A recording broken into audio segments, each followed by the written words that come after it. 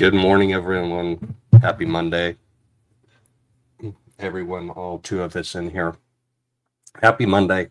Salty's going to come up and join me here in a minute. So I'm just kind of like passing the time till she gets her coffee all set up. It is Monday. It is Monday morning, and it feels an awful lot like a Monday. What happened to that? There we go. We're going to play just enough of this to not get copyright violated. Okay, that's it. That's all you get.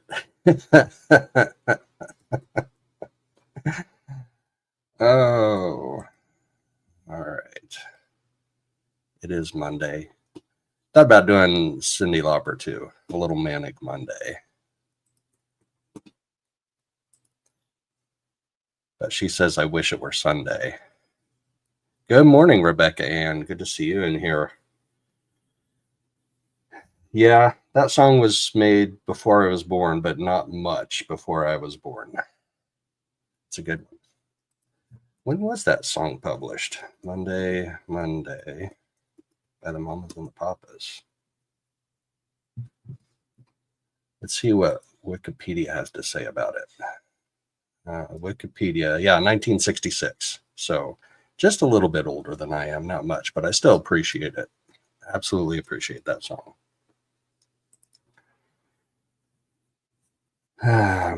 Let's see, we can close that window out. We're going to talk a little bit today about updates on the plane crash.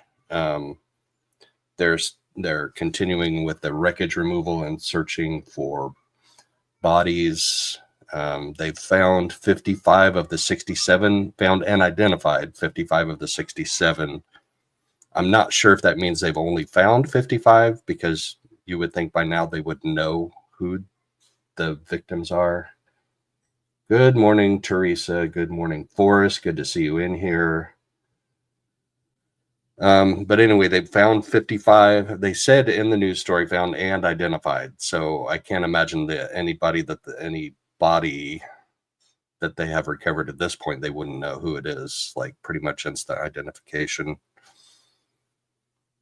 So let's take a look at the live stream of the debris removal. That's what's going on right now. They've got the floating dock out there with an excavator and a crane. And you can sometimes hear, let's enlarge this so we don't see all the suggested ones.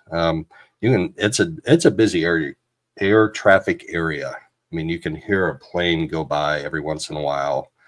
Like every couple of minutes, you can hear a plane go by. So I wonder if they had to reroute traffic to a different runway, or if this is not in the way of incoming air traffic.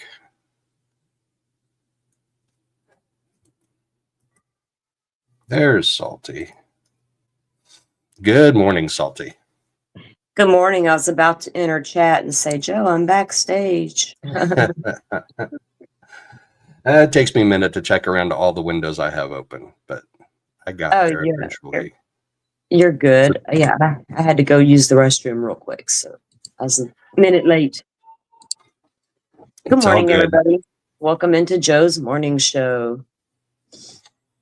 Morning, Joe Schmoe. Morning, Joe Schmoe. I've been up for quite a while this morning. Have you had a bunch of coffee this morning? I haven't had enough. I have not had enough. Good morning, Forrest. I've had enough so far, but I'll have another pot this afternoon, I'm sure.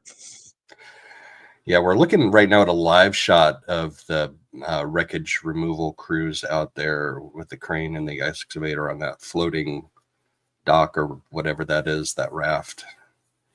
But we're going to do a news update on it shortly here. That's the barges. The barges they got out there with the cranes removing the debris, huh? Right. Yeah, I can see somebody walking around on that. Yeah, I can see that as well. And every once in a while, you can hear planes go by, and I've heard the entire time I've had it up, I've heard one helicopter go by, but they said 55 of the 67 have been recovered and identified. Oh, really? Yeah. So Oh, that's good. they're still looking for 12 more though that they haven't found yet. Well, hopefully they can find them because the families need to. That'd be hard to live with, not knowing where your loved ones, never having their remains. I could only imagine that'd be so difficult. Yeah, absolutely. So, gosh, we got to go through this ad crap. Dang it, skip ad. Here we go. Come on, skip ad. Skip ad. Close ad. It's not letting me do any of it. No. I'm seriously clicking on the skip ad and it's not doing anything. We're not going through 26 more seconds of this. Hold on, guys. Let me get past the ad before I share that screen. That's just ridiculous.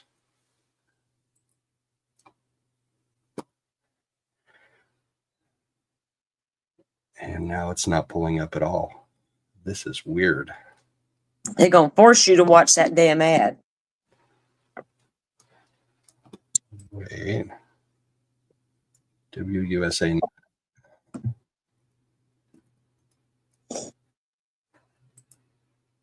All right. Tab that I had open just was giving me a constant error. So I opened it up in a new tab. Gotta get through the ads.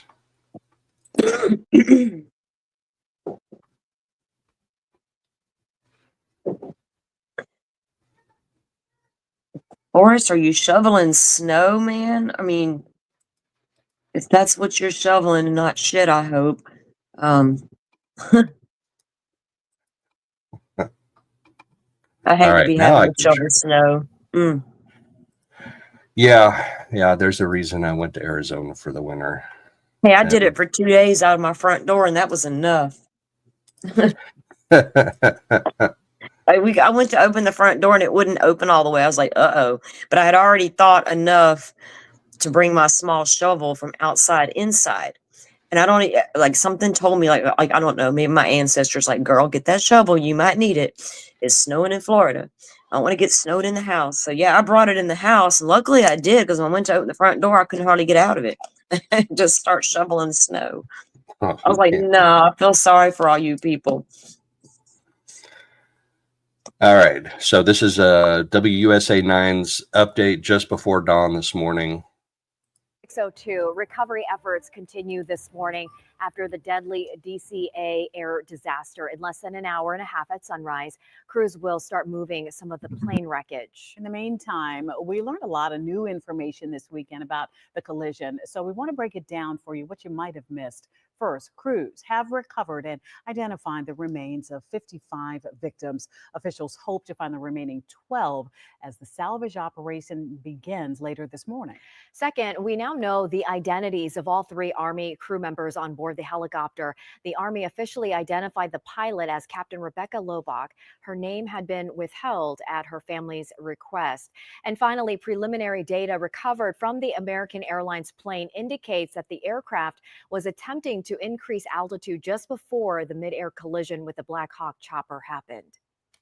To talk more about where recovery efforts stand this morning, let's head out to Jess Arnold. Jess is live outside of Reagan National Airport with more details now. Good morning, Jess. Good morning. Yeah, recovery crews are expected to be out here on the Potomac at first light, which happens around 7:15 in the morning. So we'll have our eyes on the river then. And they said they're going to start by clearing the wreckage from the American Eagle jet, and then they'll move on to the Black Hawk helicopter. Now, when it comes to clearing this wreckage, which you can see some of in these new photos that were released over the weekend by the National Transportation Safety Board, that's expected to take 3 days specifically for the American Eagle plane. Then they'll focus on removing debris from the Black Hawk helicopter, with the entire process expected to last until about February 12th, which will be exactly 2 weeks since that tragic crash. Now, the timeline is contingent on priority of lifts, requirements for offload, cataloging of wreckage, the weather, and title considerations, according to the U.S. Army Corps of Engineers. Now, the Coast Guard has established a temporary safety zone restricting vessel traffic north of the Woodrow Wilson Bridge. As to what caused the collision, that's still unclear. The NTSB said on Saturday that preliminary data showed conflicting readings about the altitudes of the jet and the Army helicopter. Investigators said they're hoping to learn more after recovering data from the helicopter's black box, but that's taking longer to retrieve because it has some water damage. Of course, throughout this entire process, the priority remains to recover and identify every single victim.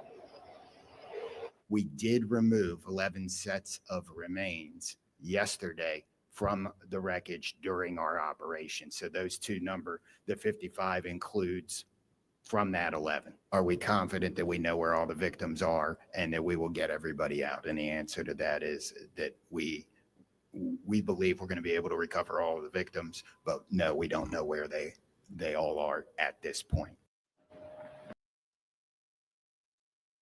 So that's pretty big. I heard. Hold on. I heard two important things on that were striking to me. Number one, the black boxes, or they were getting conflicting data about the elevation of the aircraft. So did the Black Hawk helicopter's sensors tell it was at a different elevation than what it actually was at? Like, were they getting false readings in that cockpit? Because that can happen.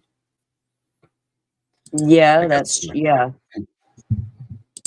And then the other thing was, he said, yes, we're confident we will recover all of the remains, but we don't know where they're at right now. So, I mean, and to do that in the Potomac in February is got to be a tall order. So sad. Yeah, I'm sure. I mean, it's just going to take a minute to figure out exactly what went wrong, unfortunately. Yeah. Well, the NTSB has some good people on staff, so hopefully they can get it figured out. But that my brain goes to immediately, one of their instruments were giving them false readings as to what elevation they were at, because they said the American Eagle, which is a small American Airlines aircraft that's usually used for just commuting short distances, like between, say, San Diego and LA, something like that, maybe LA and San Francisco. Yeah. Because I thought about that. I mean, was it an instrument panel malfunction or something that indicated something was not the way it was? You know what I mean? Something like that had to have happened, because it was just a complete failure of everything. It didn't look like anybody lost an engine and crashed like that. I mean, he just literally collided into it. But I don't know how you didn't see it. With the lights and all that, you know, that still throws me. I'm not a pilot, don't know how any of that works, but like I could just imagine I'd see these big bright lights that I'm headed toward. It's odd. Yeah, it is. It is odd, and I can understand why the family of the pilot, they gave her name finally there in that article, but why they wanted it withheld, because I mean, it's a tough situation. Like there's going to be a lot of people that put the blame on her, and I'm just waiting to see how the investigation comes out. Yeah, we'll have to wait and see what happens for sure. So moving on to the next topic, the Flora 4. So when I was at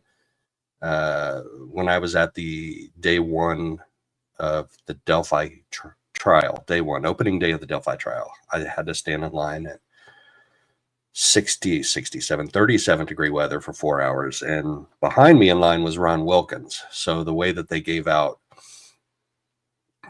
media passes to get into the courtroom, they only had 12, and it was kind of like drawing straws. It was kind of like a lottery, and he didn't win the lottery that first week. But he was in a rotation with somebody where he was able to get in later. So I don't know if Journal and Courier sent 2 reporters in, or if he was the only one, but he was the main beat reporter for the Lafayette Journal and Courier for the trial. And I met him and talked with him in line a little bit. He's the one that told me that court TV cameras were the ones that screwed it up for everybody up in Fort Wayne when Gall got mad at them and banned cameras for the rest of the trial. But here he has an article on the Flora 4, the 4 girls that were killed in the fatal house fire just before, like months before Abby and Libby were killed. So I'm just going to read from his article, give him and Journal and Courier a little bit of love, because he covers some tough stuff. And I have respect for him. I did tell him in line that I don't I don't subscribe at the normal subscription rate to the Journal and Courier. I'll wait until they have like 1 month for $1 access, and then Oh yeah. I just got to remember to cancel it before that month is up, so I don't get charged like the 15 or 20 bucks a month normal. Yeah, I'm paying for reading articles behind paywalls. It got so aggravating there for a while, but you can usually there's a workaround. Usually, I'm not going to pay for them. I've done it in the past, not but 15 or 20 bucks a month. No, not when there are similar articles available that you can review for free. Right. Now, there are times that you do want to review the one you're trying to review, and you just simply can't because of the damn paywall. But it is what it is. Yeah. So this is his article. People in this small Carroll County town remember the early morning of November 21st. So that was November, December, January. That was 2.5 months before Abby and Libby were killed, when an arson fire in a 3-story apartment house killed Keani Welch, Carrie L. McDonald, Kiara Phillips, and Kiana Davis.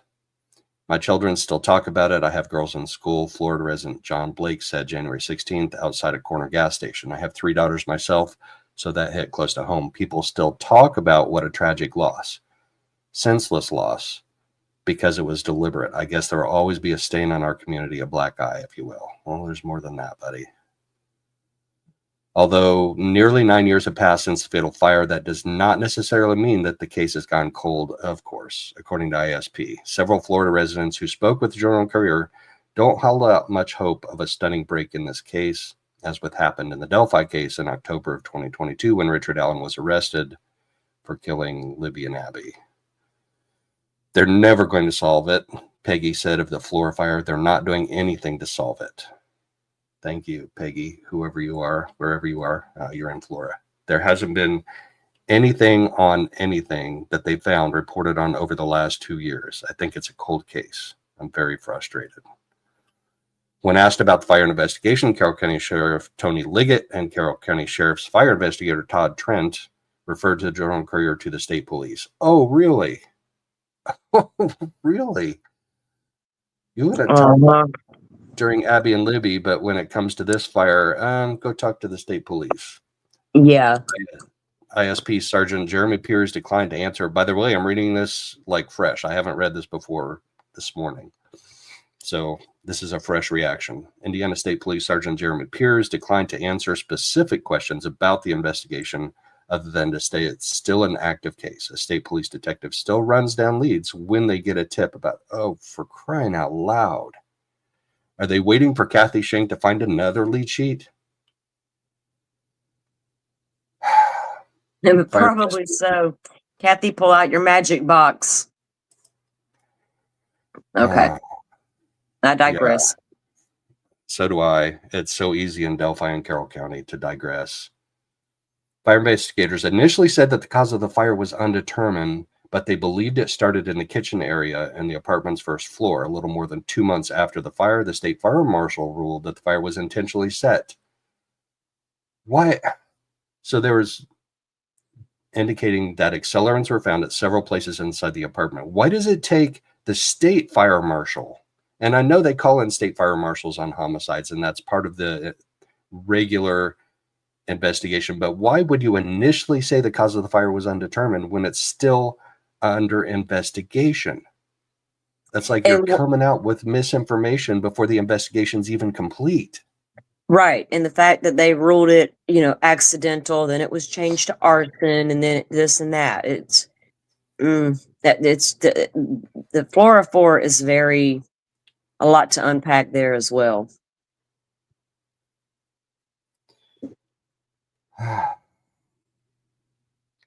A peer review of the state fire marshal's investigation confirmed that someone intentionally set the fire. And by the way, do you know who was living in a rental house within 3 blocks of that at that time? Who? Patrick Westfall.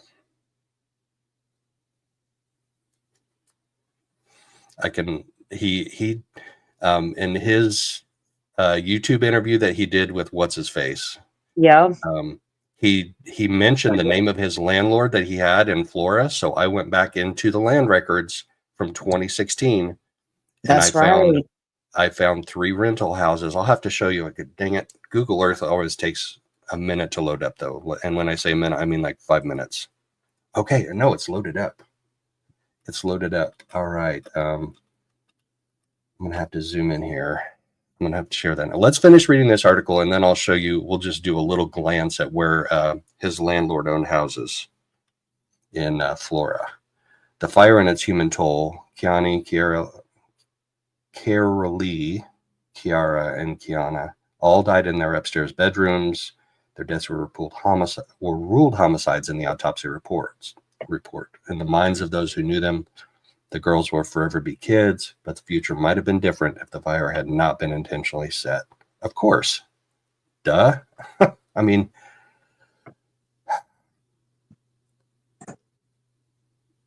the mother was just the sweetest thing, noting she used to work at the Marathon gas station in town. You'd see the girls, and what struck me is how well-behaved they always was, always smiling, 4 bright, beautiful faces. The mother was also always smiling, and I'm pretty sure she moved back to St. Louis, where she was from originally. She left. Mm-hmm. The records check indicate I've seen her very last interview that she actually did do.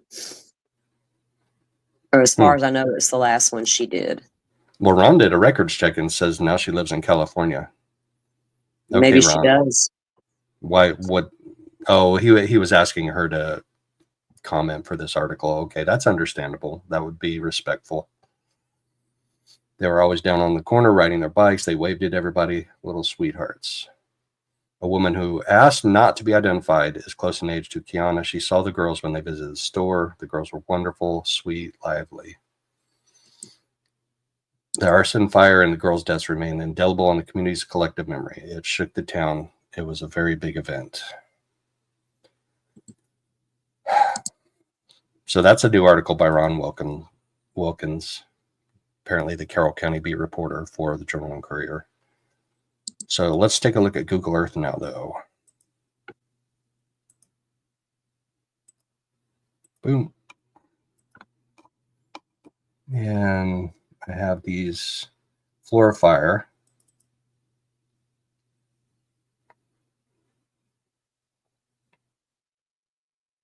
So this is just outside of town, outside southeast of Delphi, east southeast of Delphi.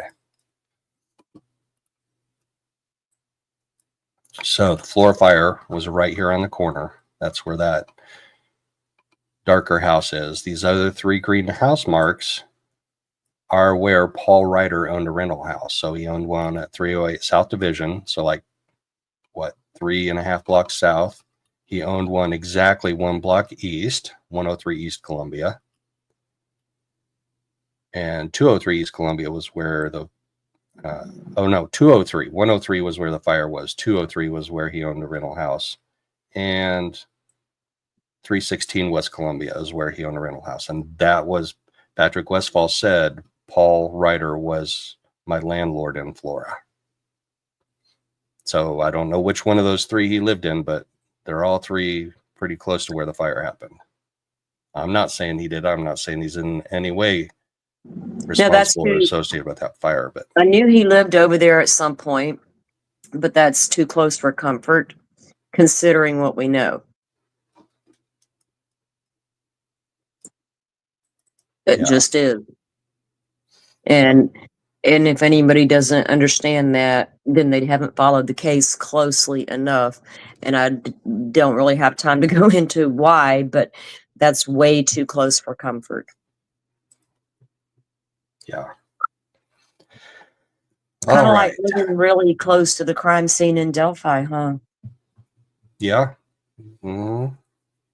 So you got the same person living extremely close to both locations where horrendous crimes were committed. And they could be tied to the same reasoning. All okay. Right. That's our Carroll County rabbit hole for this morning. And why do we always go down a rabbit hole? That's okay, because they're listening. Maybe not prosecution, but others are, and they're taking any information they can get, and then maybe it can help later. We'll see. There's I still a hope lot so. of things being talked about, so it's And we're still looking for justice for Abby and Libby. yeah, and I don't know that these two crimes aren't tied together, and a lot of people feel that way, and you can't help it, especially if you go look at the close proximity of the two. Take the Westfall living close by both locations out. Flora and Delphi are they're neighbors, you know, they're minutes from, like, kind of like Moscow and Pullman, kind of like where I am toward town, 15 miles, you know. They're super close together. I think the first ones to respond to the Flora fire was the Delphi Fire Department, because they're literally one and the same. They're in the same county, right? Yeah, well, the way that volunteer fire departments work, which Flora has its own volunteer fire department, is Yeah, I know. And they were you- like really close by, and they didn't go to the fire scene. right, right. And what they're going to do is they're going to call for mutual aid. So in the middle of Yeah. the night, you've got two guys in their pajamas running down to the fire station, and I they're mean, like, yeah, I understand there's going to be a multiple agency type response. I've got a volunteer fire department, right? I mean, literally all I have out here is a a Dollar General, a gas station, and the volunteer fire department, because we're so far out here. But I know multiple agencies will respond, but still, Delphi shouldn't have got there before the Florida Fire Department when it was literally blocks right. away. Yep, you're 100% correct. There's just too much shady shit there. When I was on the volunteer fire department, I was probably 6 or 7 blocks from the fire department. But when those tones would go off, my adrenaline would hit, and I would be down at the fire station in like 30 seconds, especially if it was a structure fire. I'd be like, come on, guys. I'd have the doors open, and I'd have the truck running. I'd be like, come on, guys, let's go. Your training kicks in, and you're just supposed to be in go mode, right? Yeah. Oh, yeah. Definitely. You're 100% in go mode. And to not be there before Delphi is very unusual. Very unusual. And then the police fire chief resigning later, all this different stuff, you know, that's a whole other show in itself, isn't it, to unpack? It is. Well, we probably should plan one so people can get up to speed on what happened over there and why we feel the way we do, because some may not understand. Yeah, that's probably a good idea. I like that. Yeah. I've gone partially down the rabbit hole, but we can go further. Oh my goodness, there's a lot. And the officer that was first on scene really put his life on the line for those little girls. And there's some amazing video out there of that, of what he was trying to do. And I've got all that. So we can definitely put together a show. It's very much worth doing and bringing awareness to what happened over there with those girls. They deserve as much exposure as Abby and Libby. And someone made a comment. I mean, this is no shade toward Abby and Libby, because they're special kids to me as well. They deserve their ballpark. But somebody made a comment a little while ago, you know, how the Flora 4 girls got a bench, while in Delphi we got a full park. Now, there was a lot of fundraising done over there in Delphi for them too. And this is me being brutally honest, guys. 2 little white girls were killed. We got 4 little black girls over here. Where was the big fundraisers for their park, for their memorial, there was 4 lives lost, potentially by the same people who might have done something to Abby and Libby. I mean, I know the court thinks otherwise, that they don't control what I think, though. Nobody gets to do that. I can't even control that sometimes. Sometimes I open my mouth and stuff just starts flying out. I'm like, oh my God, I'm my mom. Shut up. Yeah. Radar, not just the same county, but the same investigation, the same investigators. Same investigators, state and local. Tony Liggett, Tobe Lesenby, Indiana State Police, both Doug Carter agencies. Yes, both agencies investigated both crimes. Remember, Doug Carter keeps a sticky note on his desk, or he did until he retired. Maybe he took it with him and put it on his desk at home. but he keeps a sticky note with those 4 little girls' names written down on there, even though one of them's misspelled. All right. So I wanted to touch on that this morning, that article by Ron Wilkins. Thank you, Ron, for that. That was a good article. Appreciate that. So now we're going to go do a little bit of a shallow dive into Lori Daybell's upcoming murder trial. So she's representing herself. She got approved. The court approved her to represent herself in her murder trial in the murder of her then husband, Charles Vallow. So Charles Vallow, well, you know what? This article that I found, or this, I don't know, what do you call it when it's a video piece? This piece I found is actually very, very explanatory. And this was done before the kids were found. It was when they were still missing, but it was after Charles Vallow had been shot to death by Alex Cox. So this explains a lot, and I like this. So we're just going to watch this whole thing because it's a really good explanation and kind of gives us some foundation coming into this trial and reminds us of what happened in Arizona. So she's been tried and convicted and sentenced to 3 life sentences in Idaho, and then she got extradited to Arizona for the murder of her husband and conspiracy to commit murder of her niece's husband. So the murder trial is first. So let's get, Asha, I don't know. Will we get to see the trial? Yes, we will get to see the trial, but we may not get to see it live because the state filed a request to have the trial not live streamed. In other words, there can be cameras in the courtroom, but it needs to be on a delayed broadcast of some kind. And I don't know if delayed broadcast means 30 seconds or 2 hours. In the hearings, we didn't get to see the hearings. Fox 10 had cameras in the courtroom for both of her hearings in December, and we didn't get to see that video until after the hearings were over. So I don't know what delayed broadcast means in this sense, but yeah, we'll get to see the trial. Just may not be live.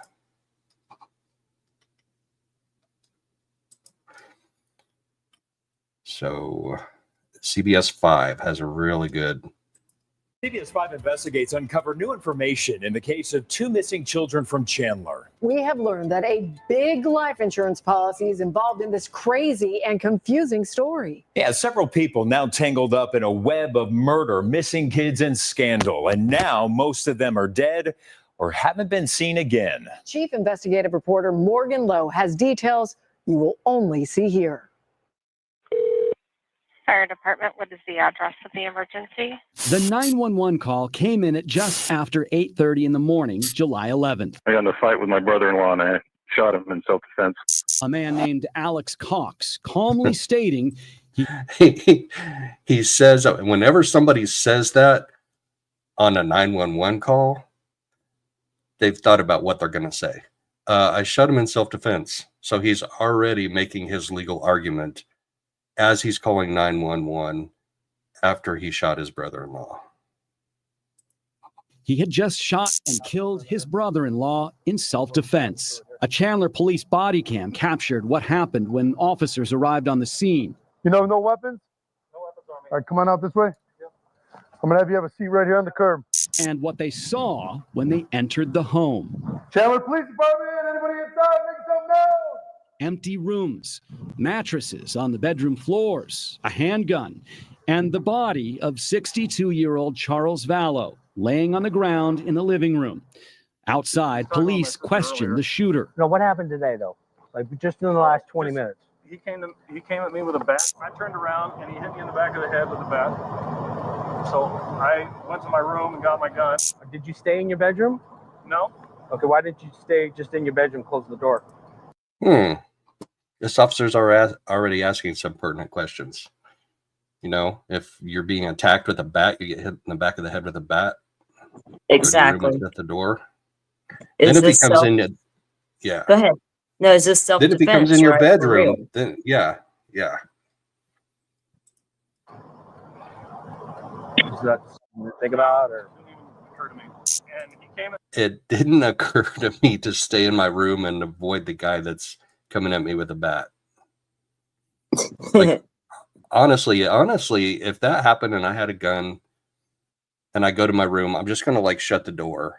And then if he comes in my room, then maybe, then that's a more relevant self-defense claim. But if you go in your room and then come back out, That's premeditation. I mean, you go in there and sit down with the gun and shut the door, like you said. If he comes in, that's different. That, but to go in there and get it and come back out, like you weren't followed into the room, like, trying to stop you. It's just, yeah, we're not buying it. Came at me with the bat again after he'd already hit me in the head. So I shot him to stop him. Okay. The audio is muted during the police interview with Charles Vallow's wife, Lori, and his stepdaughter, Tylee. We'll watch that. But the police report indicates they relayed similar stories. There was an argument between Charles and Lori. Tylee came out of her room with a bat. Charles took the bat, struck Lori's brother, Alex. Alex shot Charles in self-defense. But Charles... There's that phrase again. Self-defense. Yes. I like Forrest's comment too. If he got hit in the head with a bat, you didn't get knocked out. No, you was able to go get a gun. How hard was he actually hit? Right, Forrest? Was he grazed? His family believes something else happened. They ambushed him. That was a setup. And it will come out. It will come out. It was an ambush. No doubt in my mind. Kay and Larry Woodcock are Charles Vallow's sister and brother-in-law, and they believe Charles' wife, Lori, wanted him dead. She was so spoiled, it was ridiculous. And he did. He spoiled her, and she became a monster. Just a monster. Court paperwork obtained by CBS 5 Investigates paints a picture of turmoil surrounding Lori Vallow in the months before the shooting. Lori up and left her family for 2 months in February of 2019. She cleared out their bank account. She said she was receiving spiritual revelations and visions, told Charles she would kill him and destroy him financially, and began obsessing over an author of doomsday books who lived in Idaho. What can you tell me about Chad Daybell? Chad Daybell is an interesting character. Rich Robertson is a private investigator hired by Charles and Lori's relatives. He describes Daybell's religious beliefs and followers as a cult. Even though he was up in Idaho and she was down here, there seemed to be a very, very close. That guy is such a dweeb. I mean, I just, where is the attraction? What did she, I know, what did she see in this guy? I don't see it either. I don't really see too many people that make me go, but yeah, not happening here either. Almost intimate. Unless all that religious stuff she was Except into, for two problems. Lori was married. Right. Did she see somebody who had some type of a following? So he was some type of a leader, even though it was this weird LDS offshoot thing. Oh yeah, she was definitely obsessed with his work. That's the way it started. Right. And then but did she Lori also wants see a what guy Lori that wants? did she also goes see a after guy it. that she could manipulate? They saw that in each other. Wow. I don't give Chad Daybell a free pass on anything. That No, man I'm was not doing, saying. yeah. Yes. No, I understand that, but I'm just saying they both. It's like twin flames coming together. These two coming together was going to be a disaster, and he was already doing his crazy teachings and beliefs, and she just bought it all hook, line, and sinker, like many of them did. Who manipulated who? Did he say to her, the kids are becoming zombies, we need to get rid of them? Or was that her that decided that? Because Chad's the one that teaches that's what happens. And they have to do these little cleansing things with the, yeah. So, no, dude. Not talking to you, not Chad. No, dude. No, I get you. Yeah, I get it. Talk Yeah. away. I understand you. Yeah, good. Chat might not, but I think, well, most of them learned me now, so it's all good. Yeah, this private investigator, I didn't know till I watched this piece that the family's hired a private investigator. Like, this is the first time I've seen him talk. He's a pretty smart guy. Yeah. He's pretty up to speed And like on I've, things. yeah, he and like Kay and Larry are amazing people, and people may not realize, but Kay and Larry's attorney representing them in Idaho was Shannon Gray, the same man who is representing the Gonzalez family in Idaho, to make sure their rights are protected. He did the same thing for Kay and Larry. Wow. He got it arranged for them to testify first so they could sit through the whole trial. Gotcha. That's pretty good. Yeah. Lori was married and Chad was also married. Yeah, they were both married, and interestingly, both of their spouses wound up dead in a very short time from each other. According to the obituary, Tamara Daybell died in her sleep October 19th. Weeks later, Chad and Lori were married in Rexburg, Idaho. By November, relatives were starting to worry. Lori's two children, 7-year-old JJ and 17-year-old Tylee, hadn't been seen in months. Rexburg police went out and contacted Lori, who was with Chad at that point, and asked about the kids. And Lori said, "They're not here. They're with my friend in Arizona." So we contacted the police here and asked them to do the welfare check on the kids. And that's when the friend said, "They're not here, and they haven't been here." So at that point, somebody was lying. Where are your children? Lori and Chad have refused to answer any questions from the press or police. Lori's brother, Alex, is now suspected of trying to kill another relative, a shooting in October. 10 years ago, he was convicted of aggravated assault with a deadly weapon against Lori's previous husband. That man died unexpectedly in 2018. And that's been investigated twice, and investigators have made the determination that there was no foul play, but I'm not buying that. There's just a trail of bodies behind Lori and Chad, and this was pre-Chad when Joseph Ryan Jr. died. That was pre-Chad, but yes, he was married to Lori, and he's dead now. Yep. Black Widow. And Alex Cox himself was found dead in his Gilbert home in December. That brings us back to the beginning. Now Alex is dead. Beginning of our story, a fatal shooting in Chandler. The Charles Vallow death. You have Lori, who was there and saw what happened. Right. You have Alex, who was there and pulled the trigger, but he's dead now. And Tylee, the other witness, is missing. Tylee certainly was a witness to Charles' shooting. And if anybody knows what really happened, if there is a different story to tell, it could have been Tylee to tell that story. Does that have anything to do with why she is missing? I certainly hope not. Yeah, now we kind of know, don't we? Yeah, and the body cam footage that morning from the shooting, Lori takes JJ to school and then comes back, right? And Tylee's I'm with her. going to play that. Yeah, Yeah, that's in and my Tylee playlist. doesn't say much at all. Yeah.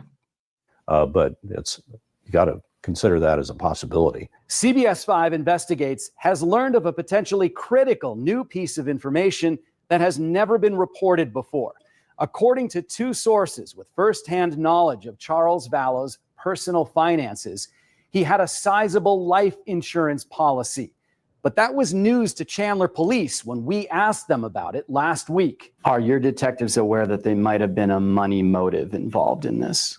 Not that I'm aware of. It's the first I'm hearing about it. Maybe that there was. Wait, what? A dude is dead and you didn't investigate whether or not he had a life insurance policy? Yeah, investigation 101. Come on. That's Unless not it a was- good look for the Chandler PD. That's not a good Right. look. Unless that first couple of days are like, oh, maybe it was just self-defense. No need to look into this guy. What? No. Should have done that. Should have been done first. Well, I think I've listened to what he says next. I have listened to this part of it. Okay. There was a life insurance policy on Charles Vallow. Nothing in our report, basically, from what I've read and what I've talked to detectives, has that information that I'm aware of. According to Sergeant Jason McClymans, detectives are still processing evidence, so the case is still open.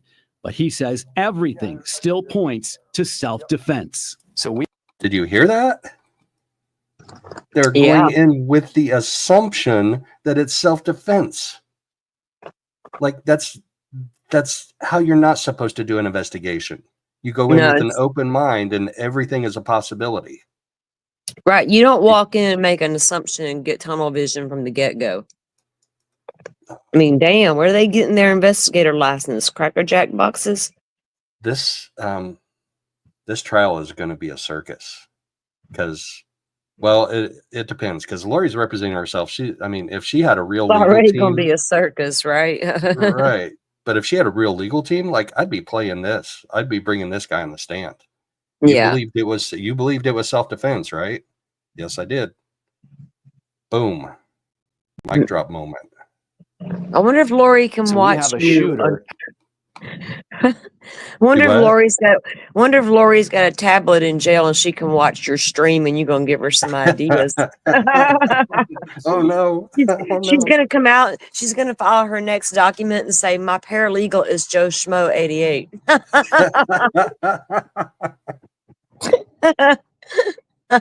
Oh Okay. gosh, I don't want to end up dead, so I don't know how to handle You that. keep going to those hearings and she keeps seeing you, she's gonna figure out a way to escape. Then I'll have to figure out a way to escape. She's gonna be like, you're next, baby. Come here. You think I'm cute, don't you? I didn't really do all this bad stuff. Come on. All right. Alex Cox, who's dead, but the investigation is still open. Does that mean that it's a possibility that somebody else could have been involved in this, or there's another theory other than just self-defense? I cannot get into that at this point, at that time, because the investigation is still open, so I can't answer that question at this time. The comment section's cracking me up. He's just not that way. Larry and Kay Woodcock say Charles did not have it in him to get violent with anybody. So the idea that he attacked Alex is a non-starter. You can't fight with someone who's not going to fight back. They believe the real story of what happened inside that Chandler home in July will come out someday. They and the rest of the family are praying that JJ and Tylee turn up soon. Why don't the police just arrest Lori and Chad and take them into custody? That's obviously a question for the police. Had we had probable cause in July or up until the point where these kids are missing, I assure you we probably would have made an arrest. And wait, we probably would have made an arrest? If we had probable cause, we probably would have, I assure you, we probably would have made an arrest. That's not reassuring, dude. That is not reassuring. That's not the right word to use, probably, was it? All right, let's see what. They did a good investigative piece on this, so I'm going to let them have Normally, if you have probable cause, you go make an arrest. If you've got enough probable cause to get the warrant, Right. And at this point in time, there are no criminal charges filed in any of these cases, not the deaths and not the disappearance of Tylee and JJ. If you want to take a deeper dive into this story, we've created a family tree here, a timeline of the events that will answer all of your questions. You can find it on our mobile app and at azfamily.com/go-to/missing-kids. So many aspects to this case. It is absolutely fascinating. Morgan. I guess fascinating is one word for it. I guess. Disturbing is another word for it. Yes. Yes. All right. Now we're going to see that body cam video of Lori and Tylee coming back after they learned that her husband had been shot to death by her brother. No. So we've got some breaking news, by the way. Hang on. Yes. She was there with Tylee and JJ when the shooting happened. Oh, that's right. After he shot him, after Alex shot him, Charles, then she puts the kids in the car and drives JJ to Burger King and then to school. Right. And then she goes back to the apartment, to the condo, whatever, with Tylee. Right. Yes, they were there and left and came back. Got it. Yeah, just pay attention to her body language and her reaction. Is this somebody who heard her husband get shot by her brother, left to go to Burger King and come back? I don't know. This is dash cam video from the Chandler Police Department obtained by Court TV. Officers are responding to the call that Lori Vallow's husband, Charles, has just been shot by her brother, Alex Cox. You have the subject on the phone step out of the residence with his hands empty. 2 officers are waiting for Alex Cox with guns drawn as he walks out of the house. Come out this way, man. You know, no weapons? No weapons on me. All right, come on out this way. Yep. I'm going to have you have a seat right here on the curb. Yep. You're not going to pat him down? Who else is in the house? No one You're else not is going to in the pat him house. down. Somebody just got shot, and you're not going to pat him down. Yeah. Have a seat. 18, seat secure. We got the gentleman out. Have fire rolling. One officer goes into the house. The other asks Alex what happened. Without patting him down. What happened today? Dude. How did it get to this? I don't know. He was enraged. I'm sorry, but I have never heard of police responding to a shooting and not patting somebody down before they start to talk to them. Like that just, this police department is something. A little crazy. We keep saying these crackpot police departments make them all look bad. Lord help What's us. going on? What happened? Oh, I was talking with my sister earlier. No, what happened today though? Like just in the last 20 minutes. He came at me with a bat. At first, Alex doesn't seem to have a clear response as to what happened. What was he accusing you of?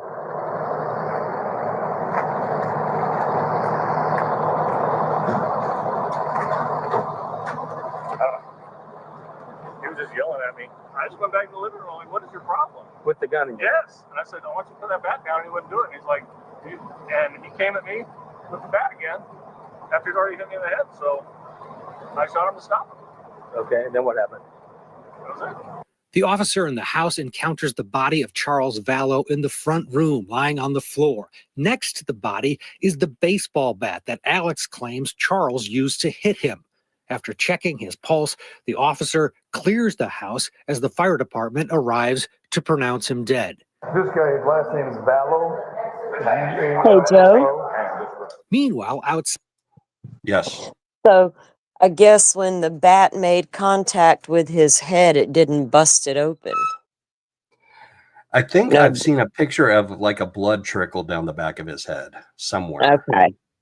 But it's definitely not getting whacked. Like, I used to play softball and baseball, and if I hit somebody in the head because I want to attack them, there's not going to be a little trickle of blood down the back of their head. Yeah. Did Lori hit him to make it look good? Hmm. Hmm. There Okay. she is coming back. So she was there when a gunshot killed her husband and she left to go to the restaurant. And this is her when she came back. And I think the police assumed that she wasn't present there at that time. But we're going to watch her police interview here in a little bit and we're going to learn differently. I don't know if we learn differently here or not. But look how she's standing on that car. Outside, Lori and Tylee arrive. Does your husband live here or no? No, he lives in Houston. Gotcha. We just moved in here. Gotcha. How long have you guys lived here? I'm sorry? How long have you lived here? Like 3 weeks. Oh, geez. Yeah, okay. That's why the neighbors took the last Gotcha. Like, hi, neighbor, sorry. Really? Your husband who doesn't live there is dead on the living room floor, and that's her reaction. Hi, neighbor, sorry. Yeah. She's a piece of work. She really, really is. Are you working at all? No. Okay. And you're still about 5'6", 120? The officer then gets some personal information from Tylee.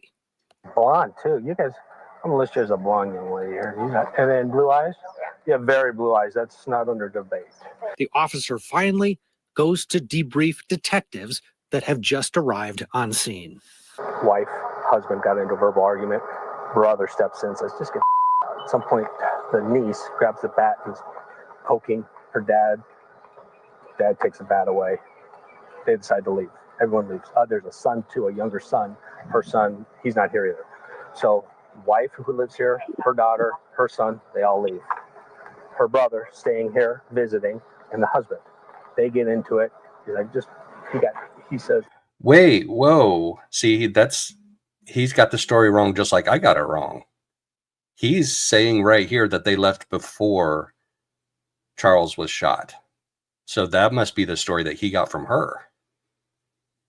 Very interesting. Says they got in an argument. Husband hit him in the head with a bat. Brother says, goes to his room, grabs his gun, his own gun, goes back out, doesn't stay in the room, doesn't lock the door, doesn't call us, but goes back out, confronts him, says, drop the bat. Guy just dropped the bat. He says he shoots him. Goes back into his room, puts his gun away, grabs his phone, cleans his head up, calls 911. Wow. This is unreal to finally get to see this video and what the stories are and what everyone's demeanor is. Let's bring everyone back in. That's okay, Vinny. Let's see. What do we have later in this? Here, let's see what this is here. And this is probably worth listening to. That was the most. But that also seemed to raise a flag with the officer. Yeah, absolutely. Let's listen to a little bit of JJ's grandparents, their reaction to this story of self-defense. I want to go back to after Charles was shot and killed by Lori's brother. Did you believe that story? Not at all. That was the most story Larry, that I have ever heard in my life. I love you, Larry. Any person that knew Charles absolutely knew that was a setup. That was a absolute setup murder for hire, I say, because I still say that Alex done it, and I still say that Lori was going to compensate him out of the insurance proceeds. And there's no way.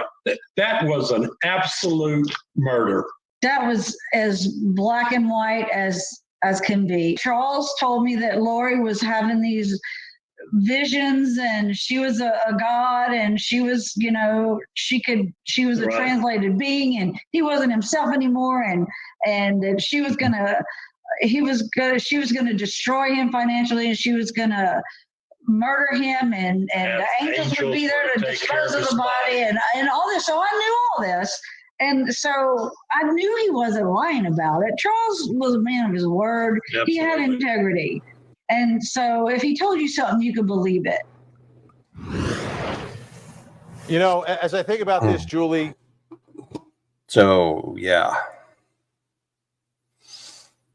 I think we have visions in our own mind, right? Forrest. So now I wanted to show the interview, I think, on one we did a few weeks back, like when we did a little bit of a deep dive. So I want to show her police interview tape just because her being who she is, she can't help who she is. And it's just so odd to see somebody who's had so many people killed. And this is somebody who is going to have her children killed.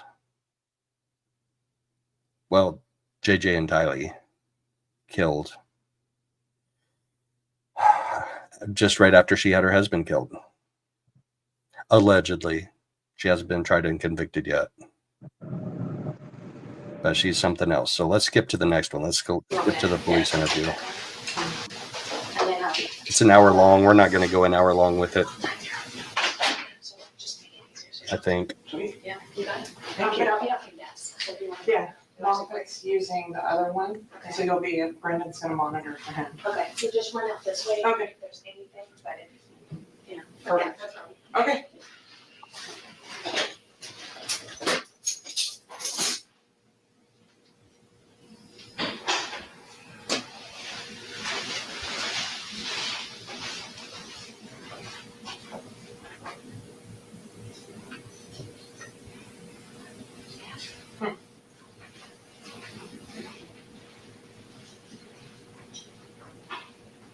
Come on, bring her in. I want to see if this lady still has her gun on her hip when she brings in the person for the interview, because that's a no-no. You don't bring a gun into an interview room with a suspect. I guess she's not a suspect at this point, but still. When she was in elementary and junior high, all the teachers worked with her. They were nice about it. That's not a But good by idea. high school, there's so many kids that just don't care. And I was like, just take it. You're so smart. Let's just take it and see if you pass it. She passed it. And got a really good score? Yeah, she passed it with like college ready in every category. Does this look and sound like somebody whose husband, even if he's an estranged husband at the time, was just shot and killed in your house? Right. In front And of he's your still kids? exactly, and he's still the father of your kids, no matter what. You know, and Tylee was told a lot of things about Charles that weren't true. And a lot of toxic parents will do that. I don't like the other parent. I'm going to turn my kid against him. I'm going to say all these horrible things, even if it isn't true, or even if it is true. There were things that went on between me and my ex. My kid had no idea was happening because it wasn't his burden to bear.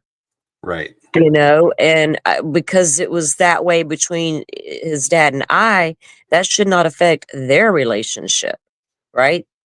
Being my husband and being his father are different relationships. And, you know, Lori's a very toxic individual. It's obvious. I think she told Tylee a lot of things about Charles that just simply weren't true. And there's no telling who else she told all that to, you know? And then she's convinced herself that it's all, and I'm going to get away with this because I'm Lori. Well, and Magic. she's, yeah, and she's clearly mentally / emotionally / psychologically processing this differently than 99% of other people process it. And that 100% that's of because she innocent has no people. feelings. Yeah. Yeah. So She what is doesn't what is have the a term for that? well, there could be a couple of things going on here. Either she is pure evil and she's completely detached. She's completely thinks she's in the narcissist who's in the right. I'm going to get away with this evil thing we just did because I needed him out of the way. Or, you know, but I do think the woman has, like, I'm not going to give her a pass for nothing she did, but she obviously displays psychological issues. But this woman is so narcissistic and entitled, she feels. And when everything's been given to you and everything's went your way, why not? I can probably talk my way right out of this too. So I don't know. She's a case study of mine, I should say. Into the minds of killers. I go there a lot, y'all. And I think we have to in this case, because I mean we're getting ready to watch her represent herself at trial for this particular murder. So are we going to see? I want to go study traits? under Catherine Ramsled, like the lady that, you know, the BTK expert, the lady who BK Brian Koberger studied under. I want to go study under her. I like to look at the minds of these people, but I don't like staying in them too long because they're messed up. Yeah, and you probably won't like staying in Pennsylvania either. That's where she's at, right? She's at the college he went to in Pennsylvania. Who? The Catherine, the professor that you just talked about. Yeah. DeSales. DeSales, right? Yes, she teaches at DeSales. All right, let's see some of this behavior. Every category the first time. Well, and now she can do what she wants. So Exactly. she's better off that way. Mm-hmm. Okay. I know Laura's your first name, right? Lauri. Lori. Okay. And then what's your last name? Vallow. VALLOW. And your date of birth? And your phone number?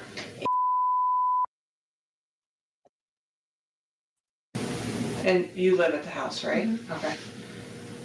Okay, I know this sounds silly, but it's probably the easiest way to start, is just to tell me what happened. And then, so you can start what makes the most sense to you, and we'll just work our way through. And I'm going to ask you a bunch of questions just to kind of clarify. Sure. So I know you talked to the initial patrol officer.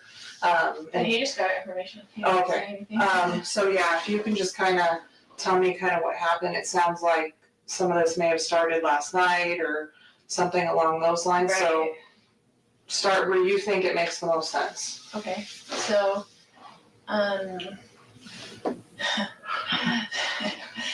told you. It's a crazy question.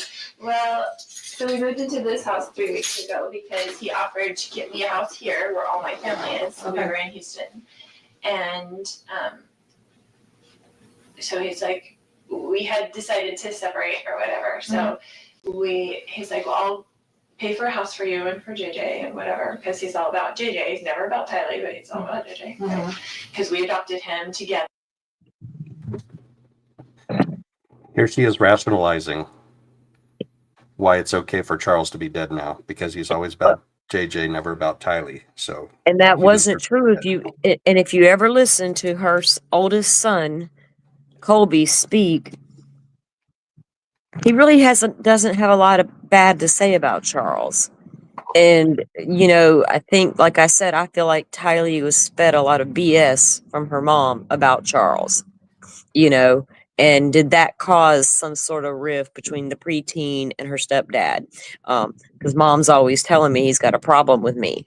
You know what I mean? So therefore I don't put it past her. She was manipulating her own children. yeah. Which, But we're 3 minutes into this interview, and the first minute wasn't even part of the interview, and she's already rationalizing why it was okay for him to die. Why he was such a horrible stepfather or whatever. she's trying to set up that he's a bad person. See, he really did go at my brother and try to harm him because he's horrible. He took this, he took that, he did this, he did that. He treated, JJ better than he did Tylee. All these things, she's trying to set it up to make him look bad, characteristically. But there were too many people who came out and spoke and stated otherwise. She's the only one that had that take on He's Charles. his great nephew. We adopted him as a baby. And so we adopted him as a baby, and so we've been raising him together. And he travels all the time for business, so he's used to just going back and forth. So he's always gone like Monday through Friday. So he came when we first moved in and brought me stuff from Houston, like a U-Haul, and then he hasn't been back. But it's all these threats on my phone all the time, like whatever, all these things. And then he told me, what kind of threats? Just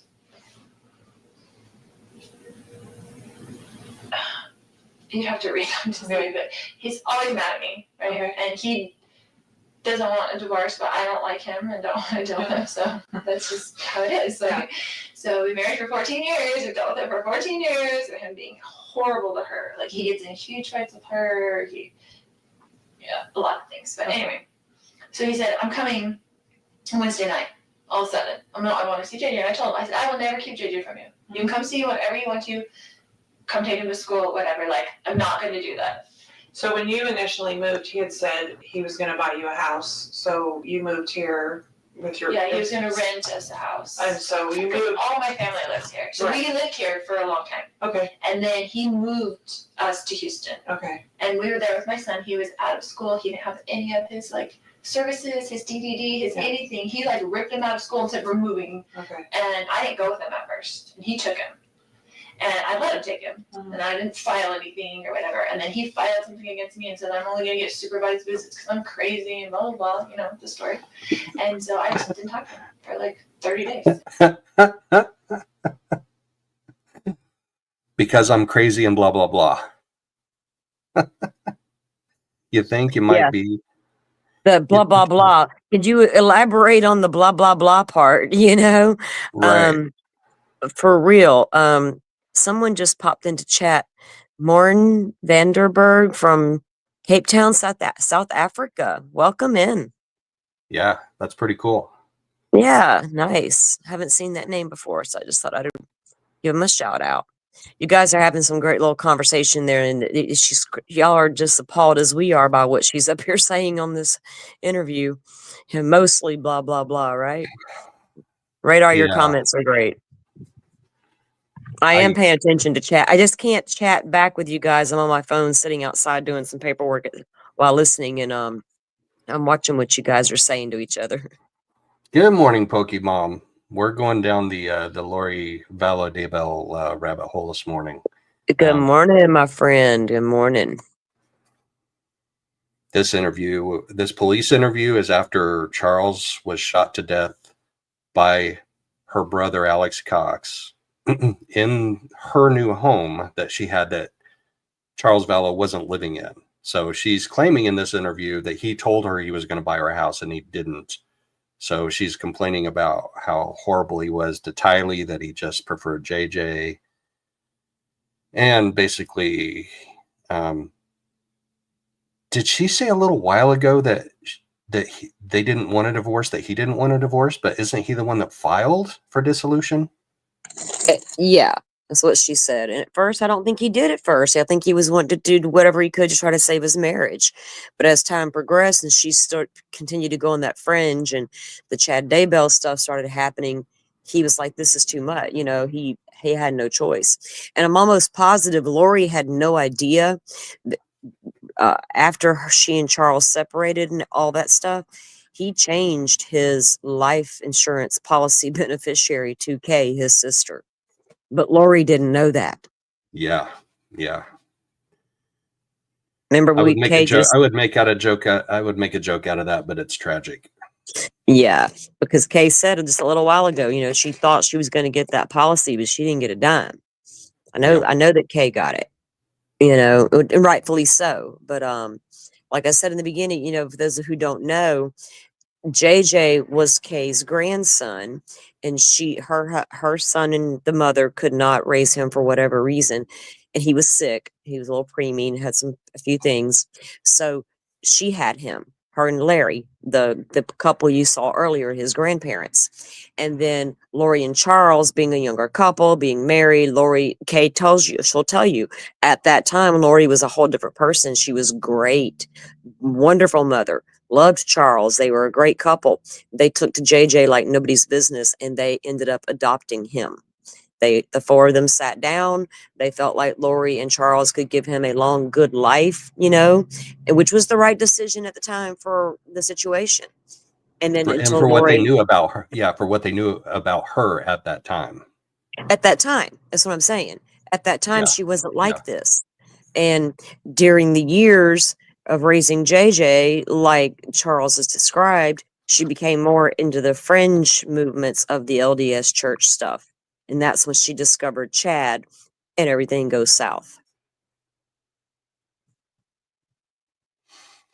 Yeah, and how. Right? All right. Let's watch some more of this. I can't figure out if it's psychopathic or sociopathic behavior, but it's something. And let him take care of him and let him see what I've been doing for the past 7 years, because men need to do that. You know, I have 5 kids, I have grown kids, I have grandkids. Like, okay, you're going to threaten me that you're not going to let me see my child without supervised visitation. Okay, do it for 30 days and see how long it lasts. You're begging me to come pick him up. Yeah, but she did. It's just like, come back and whatever. So I moved in with them to Houston for the family, you know, and Tyler. There she is again. So I moved back and la la la la la. Like that drives me nuts about this interview. I forgot. It's been a while since I've watched this interview, and that just drives me nuts. Blah blah blah. Yes, she's doing everything right, trying to save her marriage, but you know, crazy Charles over there gaslighting me constantly. Blah blah blah. Right. Tyler went with me. We drove to Houston from here and left all our family and all his support, all my son's support, like his cousins, everything. And we were there, and I enrolled him in school there. I tried to start all his services, and it takes forever. Yeah. You know, it takes so long to get that done. There's no easy transfer. There's no easy transfer. You start from the beginning. It's a totally new thing. Yeah. And he didn't do any of it in those 30 days. So he just sort of gone without services, without even applying. And I'm like, do you even realize because he didn't ever do it in the first place. I did it. Long story. I'll keep it short. He hasn't been here in a couple weeks since we moved in. Okay. He came. He was very nasty when he was there, but he travels for business. So he went back to the Houston house, and he's like, I'm coming on Wednesday night, and I'm going to come pick up JJ and take him to school Thursday, pick him up Thursday, take him Friday, whatever. And I said, Casey wanted to come to the house. And I said, you can't come stay at this house because you can't get along with Tylee. She's a minor. She has to live here. Yeah. So because he gets in huge fights up there. Okay. And she hates him. And so I'm like, you can't stay at the house, so I will book you a hotel, because he stays in hotels all the time because he travels for business, and the business pays for it, right?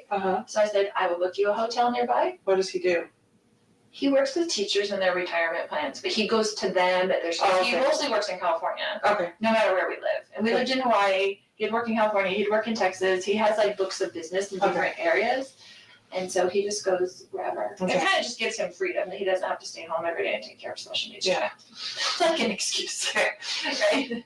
So I've done that myself for the last 7 years anyway. And I was single.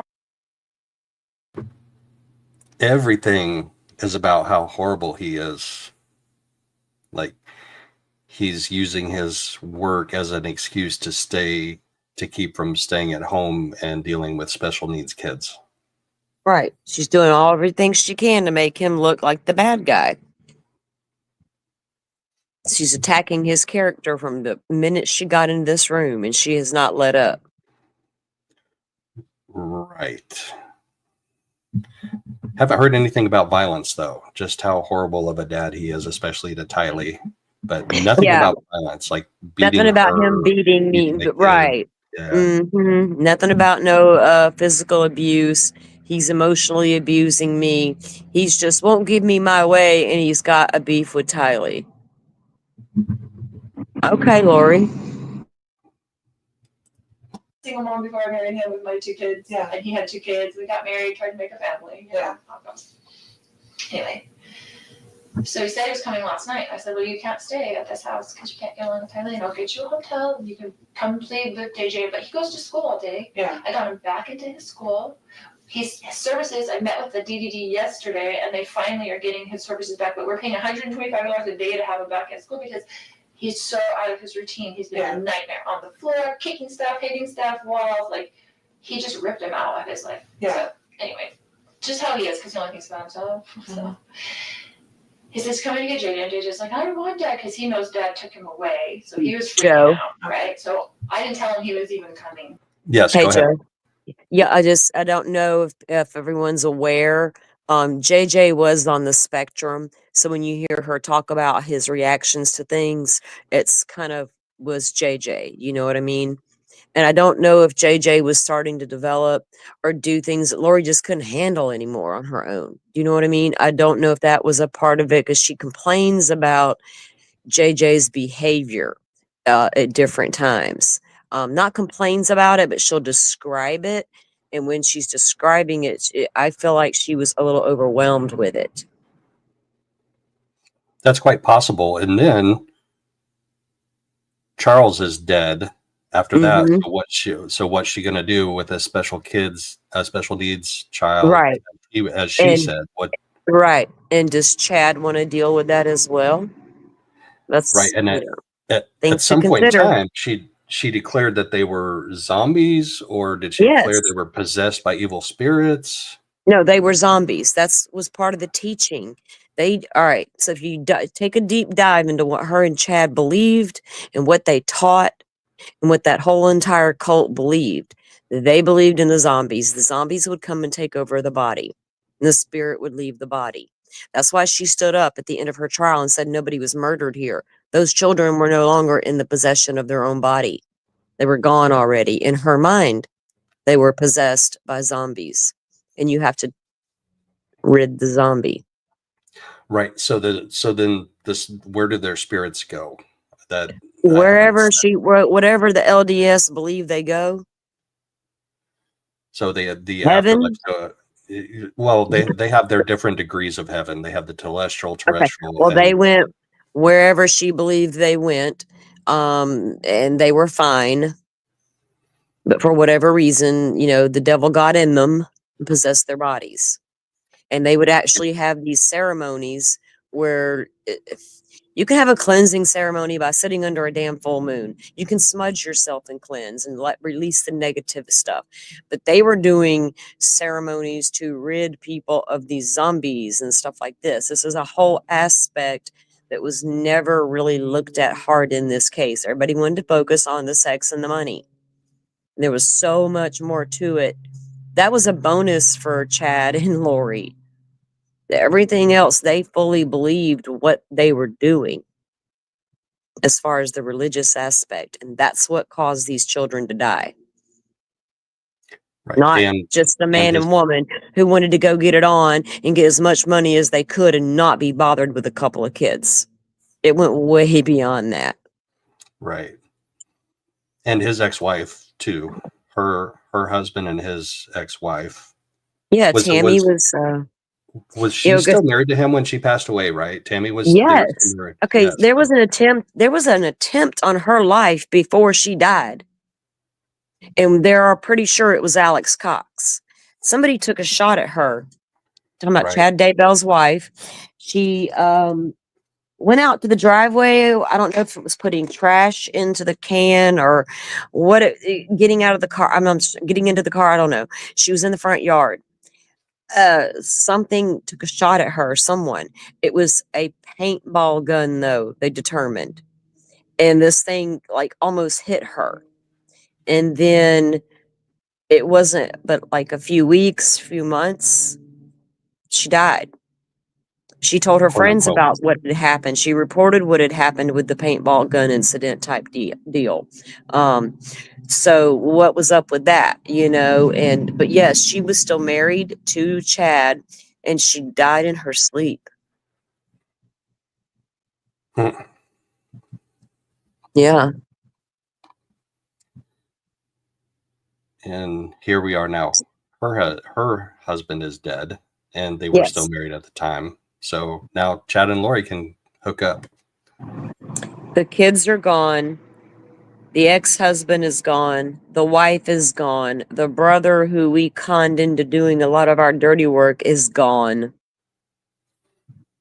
Now we can go and sit poolside in Hawaii. And continue our teachings. Because Until they had a following. Chad published books. They had their podcasts. They had a damn following, like it or not. And that's the scary part about it. And if you watch Lori's trial and her cousins and niece that were in this cult with them, all of the things they believed, they believed Lori when she told Melanie that the kids were possessed, because that's what they believe. They're taught this stuff, that you exhibit certain signs and this is proof and all this kind of thing.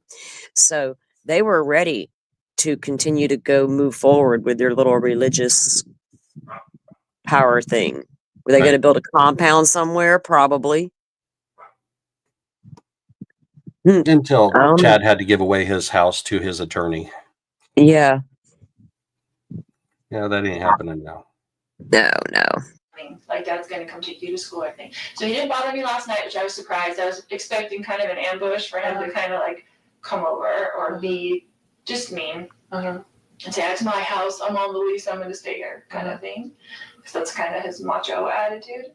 And so he came this morning. I was getting ready. So he got in line. Wait, so he did get her a house in Chandler. Because she just said, well, I expected him to come and say, well, I'm paying for this house, so I'm going to stay here. So he was paying for their house in Chandler. The condo, where he was killed. And she said that. Wow. Yeah. Wow. Yeah. So you're doing he's such a bad person there, Lori. He's supporting his children. I'm going to go ahead and include after Tyler. he's filed for separation, dissolution, whatever. After he's filed, he's still paying for you to have a house with the kids. Wow. And she's still trying to manipulate her way to keep him, doing that. And he's like, you know what? I've had enough. Let's just get divorced and let me have my kid. Right. Last night, but he wasn't at the house last night. Yeah, I didn't hear from him, except for he texted me and said, I'll be there at 7:30 to pick up JJ. Okay. And I was like, okay, that was good. Didn't hear from him. And then he, he came over in the morning and he's like banging on the door. I'm like, oh great, here we go, you know. And I was just gonna be nice. I'm just gonna be nice as possible. And I had JJ stuff all ready for school. And so, do you remember about what time he got there? He said he'd be there 7:30, but it was more like 7:40ish Okay. or 7:35. I don't know. Okay. But I remember thinking, looking at the clock, and he wasn't there at 7:30, and he's usually Mr. On Punctual. time. Yes. So I was like, okay. And then JJ was like, oh, Dad. And then he was like, Mommy, and like ran to me and was like holding me. He's like, you're not taking me to school. And I was like, it's okay, Dad, I can just drive you to school. It's not a big deal. You know, just trying to make it whatever. Calm. Yeah, calm. He's trying to establish that And JJ then, was scared of him. Right. She's so crazy, man. he was just being real smirky and real like jerky, you know, to me. Oh, he totally deserved to be shot then. You better not be smirky and jerky with Lori Daybell. Don't get. I gotta make a thing now. Smirky and jerky. Let me write that shit down. Damn it, man, Joe.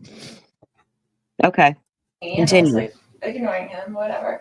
And so he was like, And your brother lives there with you? No. Okay. He had stayed with me last night because I was worried he was going to come over and Okay. cause trouble with me. Okay. And just wanted someone else there, like my brother there, because I trust my brother. And it's been a long story. Like, I had to go live at my brother's when he took JJ. And, you know, he's just been difficult. So, anyway. So I got JJ stuff ready. Anyway, let me figure out where I'm supposed to be at in my story right now. And he was like, well, and he's like this about timing. He's like, I'm leaving in 20 minutes because it's like 15 minutes to the school and like you can't get there early. They don't open the gates until 8:20 or something like that. And I said, well, why don't you just go now? I don't want him in the house. I'm like, why don't you just go now and take him to Burger King because that's what he likes for breakfast. And he's very particular about food. Like, he wanted chicken fries. I got to go back and replay that part again because she's now telling the story that she wants to tell. Remember how she just paused a second ago and said, what happened next? She's coming up. She's getting ready to tell her story that she has fabricated. Yeah. Breakfast and this right. Like, I was like ignoring him, whatever. And so he was like, your brother lives there with you? No. Okay. He had stayed with me last night because I was worried he was going to come over and cause trouble with me. Okay. And just wanted someone else there, like my brother there, because I trust my. This part about Alex staying the night there that night is interesting. I just wanted somebody to stay with me, somebody that had a gun in his bedroom. Because I trust my brother. Who the hell are you supposed to trust your brother? Right. No, weird she trusts him, but maybe we should sit down and get our story straight before we off my husband. Just a thought. Right. I mean, that's a weird statement to throw in there because I trust my brother. Like, Yeah. Well, no shit. You wouldn't have had him over there if you didn't. Trust my brother, and it's been a long story. Like, I had to go live at my brother's when he took JJ, and you know he's just been difficult. So anyway, Let me get my story straight. Here it so comes. I got JJ stuff ready. And he was like, well, and he's like this about timing. He's like, I'm leaving in 20 minutes because it's like 15 minutes to the school and like you can't get there early. They don't open the gates until 8:20 or something like that. And I said, well, why don't you just go now? I don't want him in the house. I'm like, why don't you just go now and take him to Burger King because that's what he likes for breakfast. And he's very particular about food. Like, he wanted chicken fries for breakfast and this right. Like, Just to throw this detail about Burger King in there because that's where they went after Alex shot her husband. It's a wonder she wasn't like. It's a wonder she wasn't like Jen Soto and be like, "Go look at the video camera footage. You'll see us." You know, like the vape shop footage. Jen kept saying, "Stephon went to the vape shop. Go get the vape shop footage." We're like, "Bitch, why?" Right. Come on. Somebody wants because if you don't know what he wants, and it's like on the floor screaming, dragging him into school, like, and he's big and he's heavy, and it was hard for me to handle. But anyway, so I said, just go, and so he said, okay. So I gave him a backpack. He got in the car. This is his MO, right? He always leaves something in the house and comes back. He never leaves the first time. I always expect my husband to come back into the house, right? So I guess he had left his phone on the counter. So he initially left with the backpack and with JJ? And so he put them in the car, Okay. in the driveway, and then he came back in, right? So I kissed JJ goodbye. He came back in, and his phone was on the counter, and I had his phone. And he was like, give me my phone. And I was like, why don't you show me your text that you've been texting, blah, blah, blah, you know, whatever. Because he's like acting really weird. Wait. He's filed for dissolution of marriage. They don't live together. And she picks up his phone and says, show me your text messages. Yeah, I'd be like, no. That's a whole nother level of... Show me yours, I'll show you mine. Yours is plotting to kill me, so I need to see them. Right. Good. Well, I hope that finally justice can be served for Charles, because the man deserves it. He tried. You know, he went to the authorities. He told them what she was doing, and he told his family he was trying everything he could to remedy the situation. He just wasn't quite fast enough, and he wasn't getting enough support from the people who should have been supporting him. Not like family, but on the legal side. Right. Right. Legal and law enforcement, both. Like if he knew that she threatened to kill him and he takes that to law enforcement, like there's got to be something going on. But you know, law enforcement, their hands are kind of tied to a certain extent in that situation. Like, well, okay, if she verbally says, I'm going to kill you, but nobody witnesses it. But if she sends him a text message, I'm going to kill you, or a voicemail, I'm going to kill you, he could absolutely go to the cops, and that's proof she said it. Right. But if she says it in person when, you know, we're having coffee or we're outside talking in the front yard, I'll kill you, that's hearsay.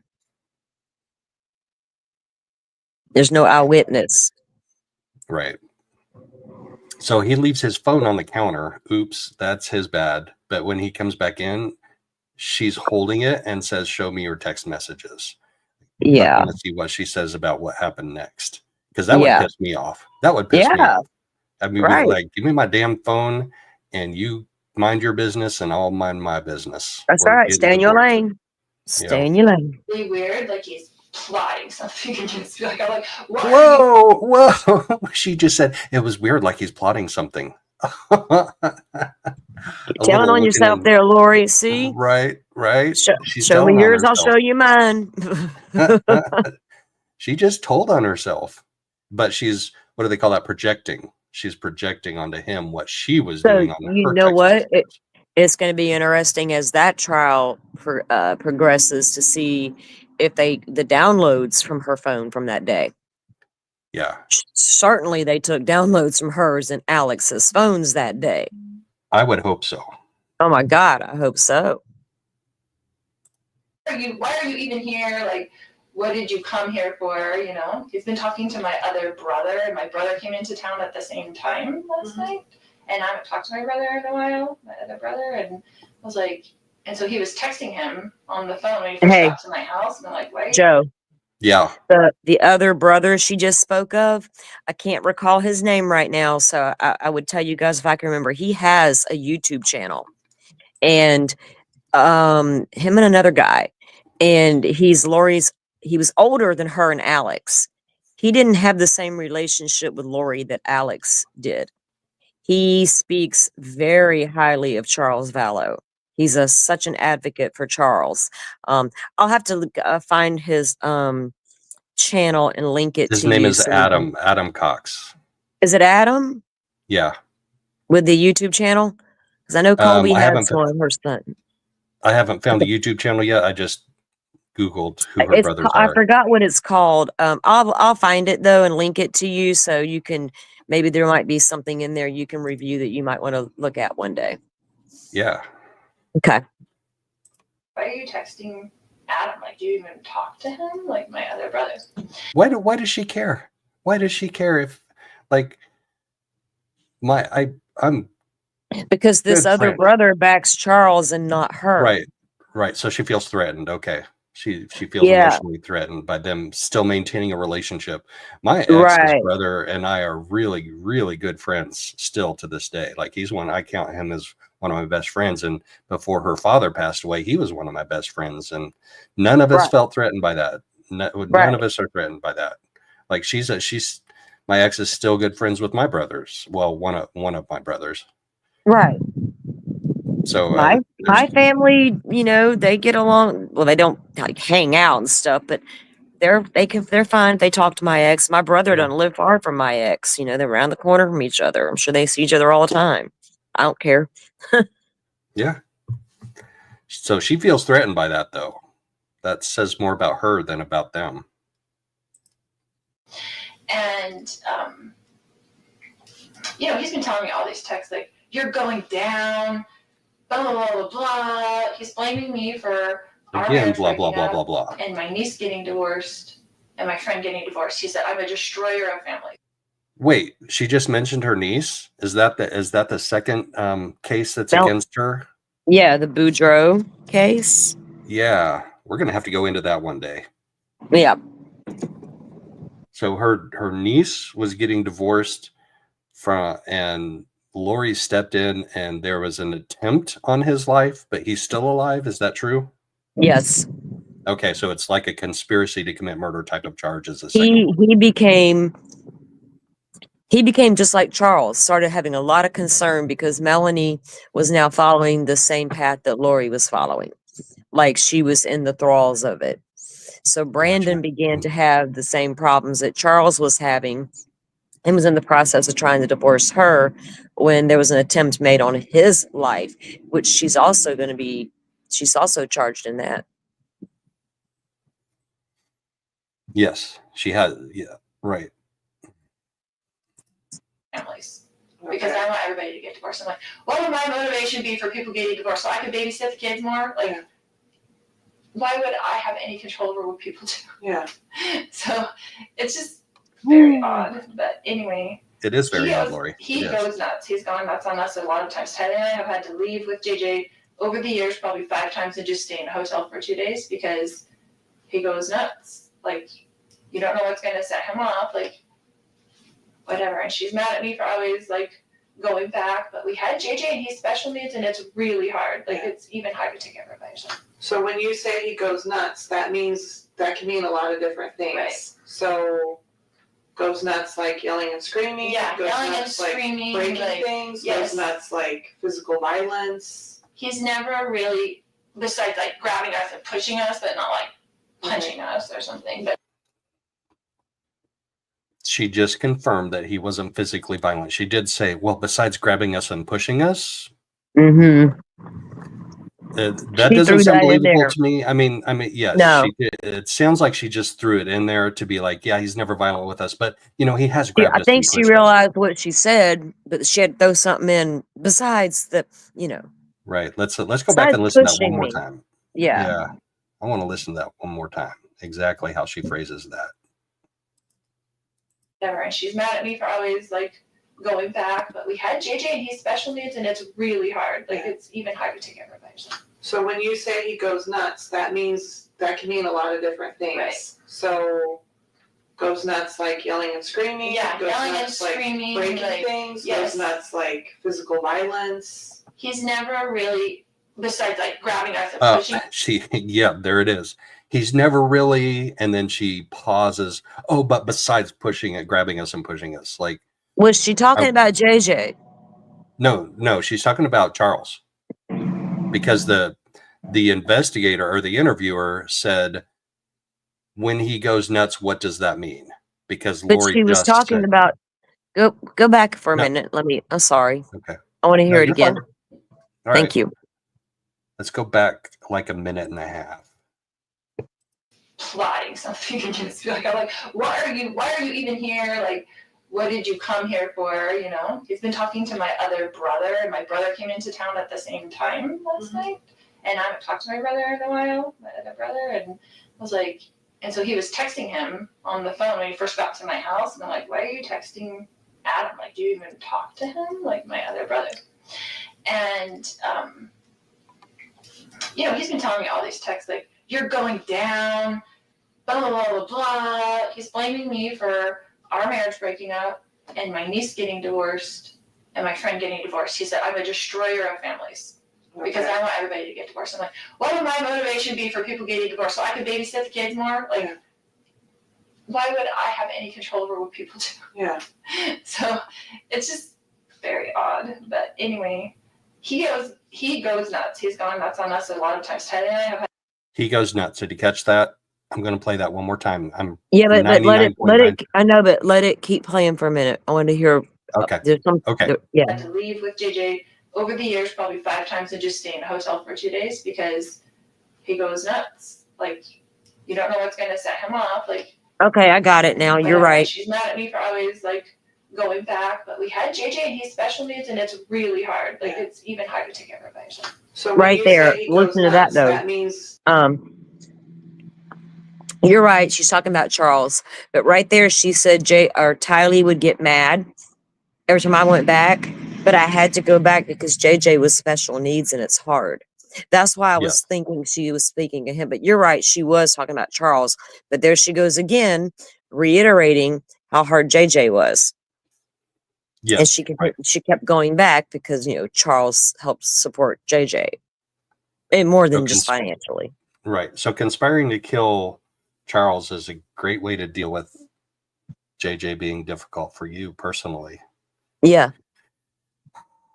Yeah.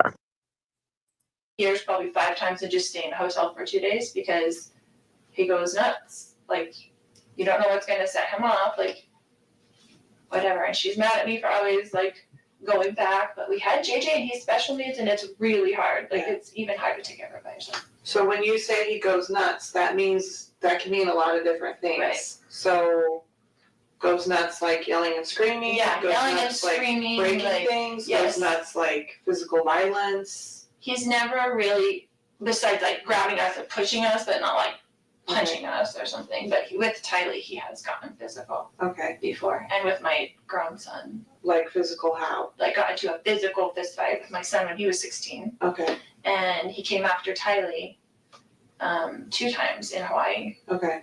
And like went like he was going to hit her, but then I got in between them. Uh-huh. Right. How old was she when that happened? Probably 13 and 14. Okay.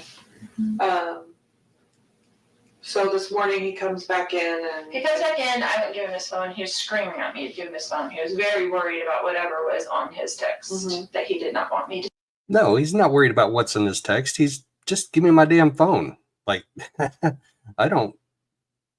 you have no right to hold my phone, let alone ask me to see what messages are on my phone because I'm texting your brother. That's just absolutely insane.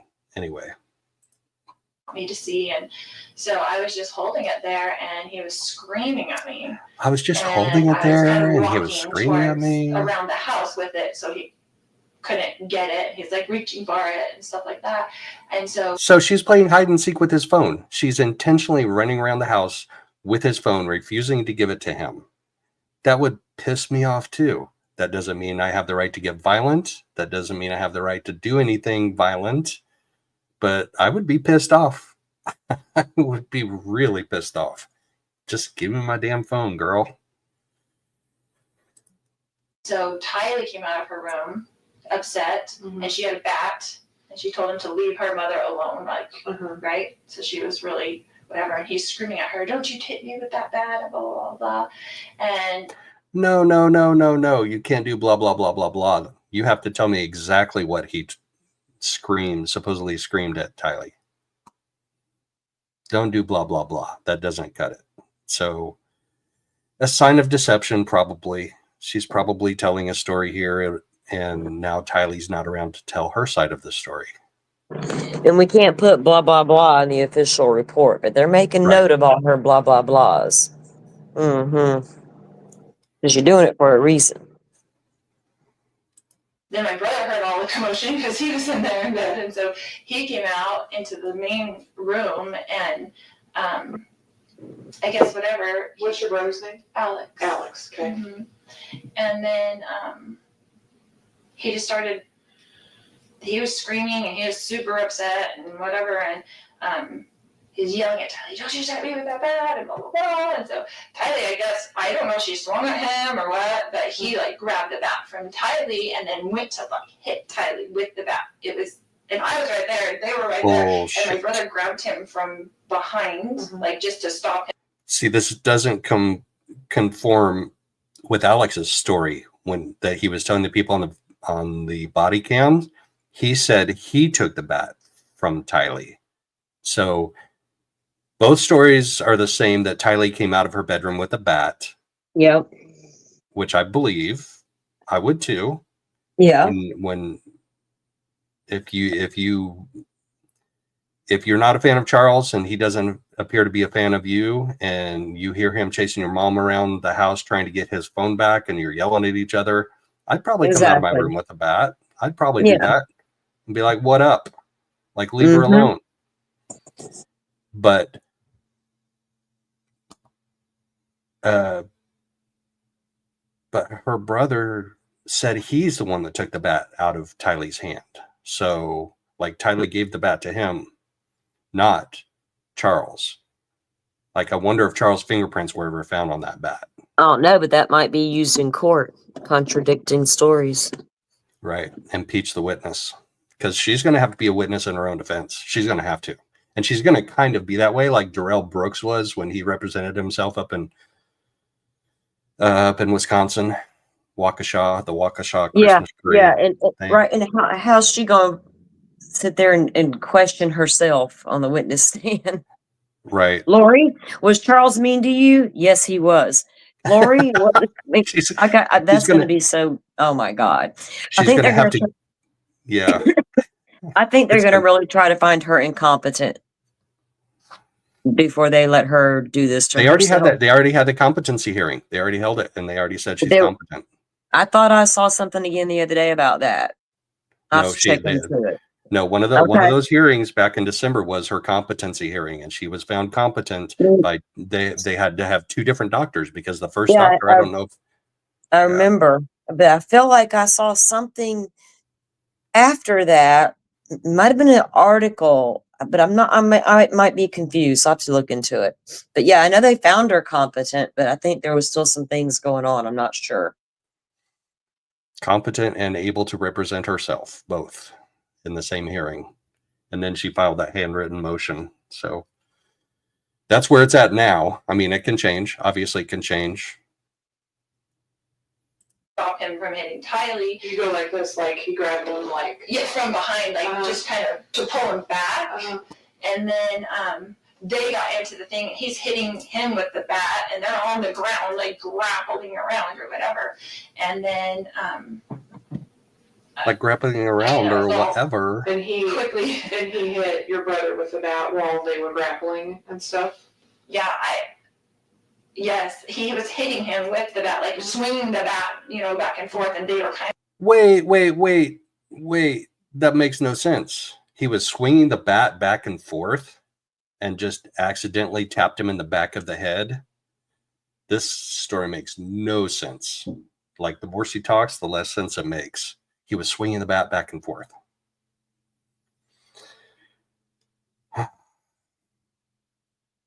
Okay, I'm following this story better now. It was Charles that had the bat. So maybe he did grab it from Tylee. Maybe. I'm following it now. So that's when Alex said he went back to get his gun.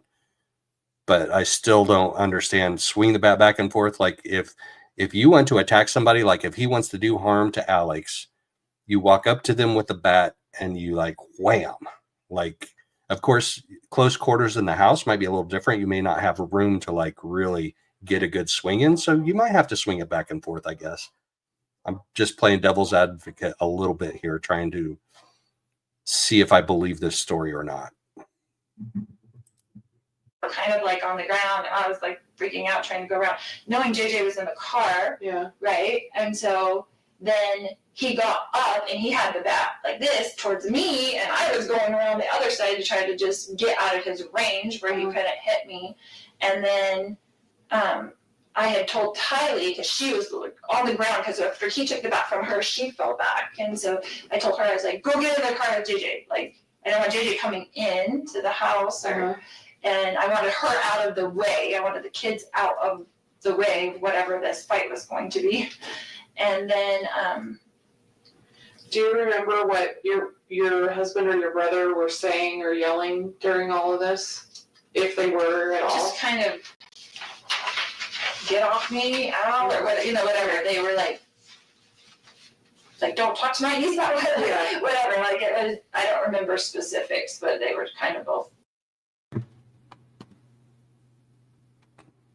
Yeah, like whatever.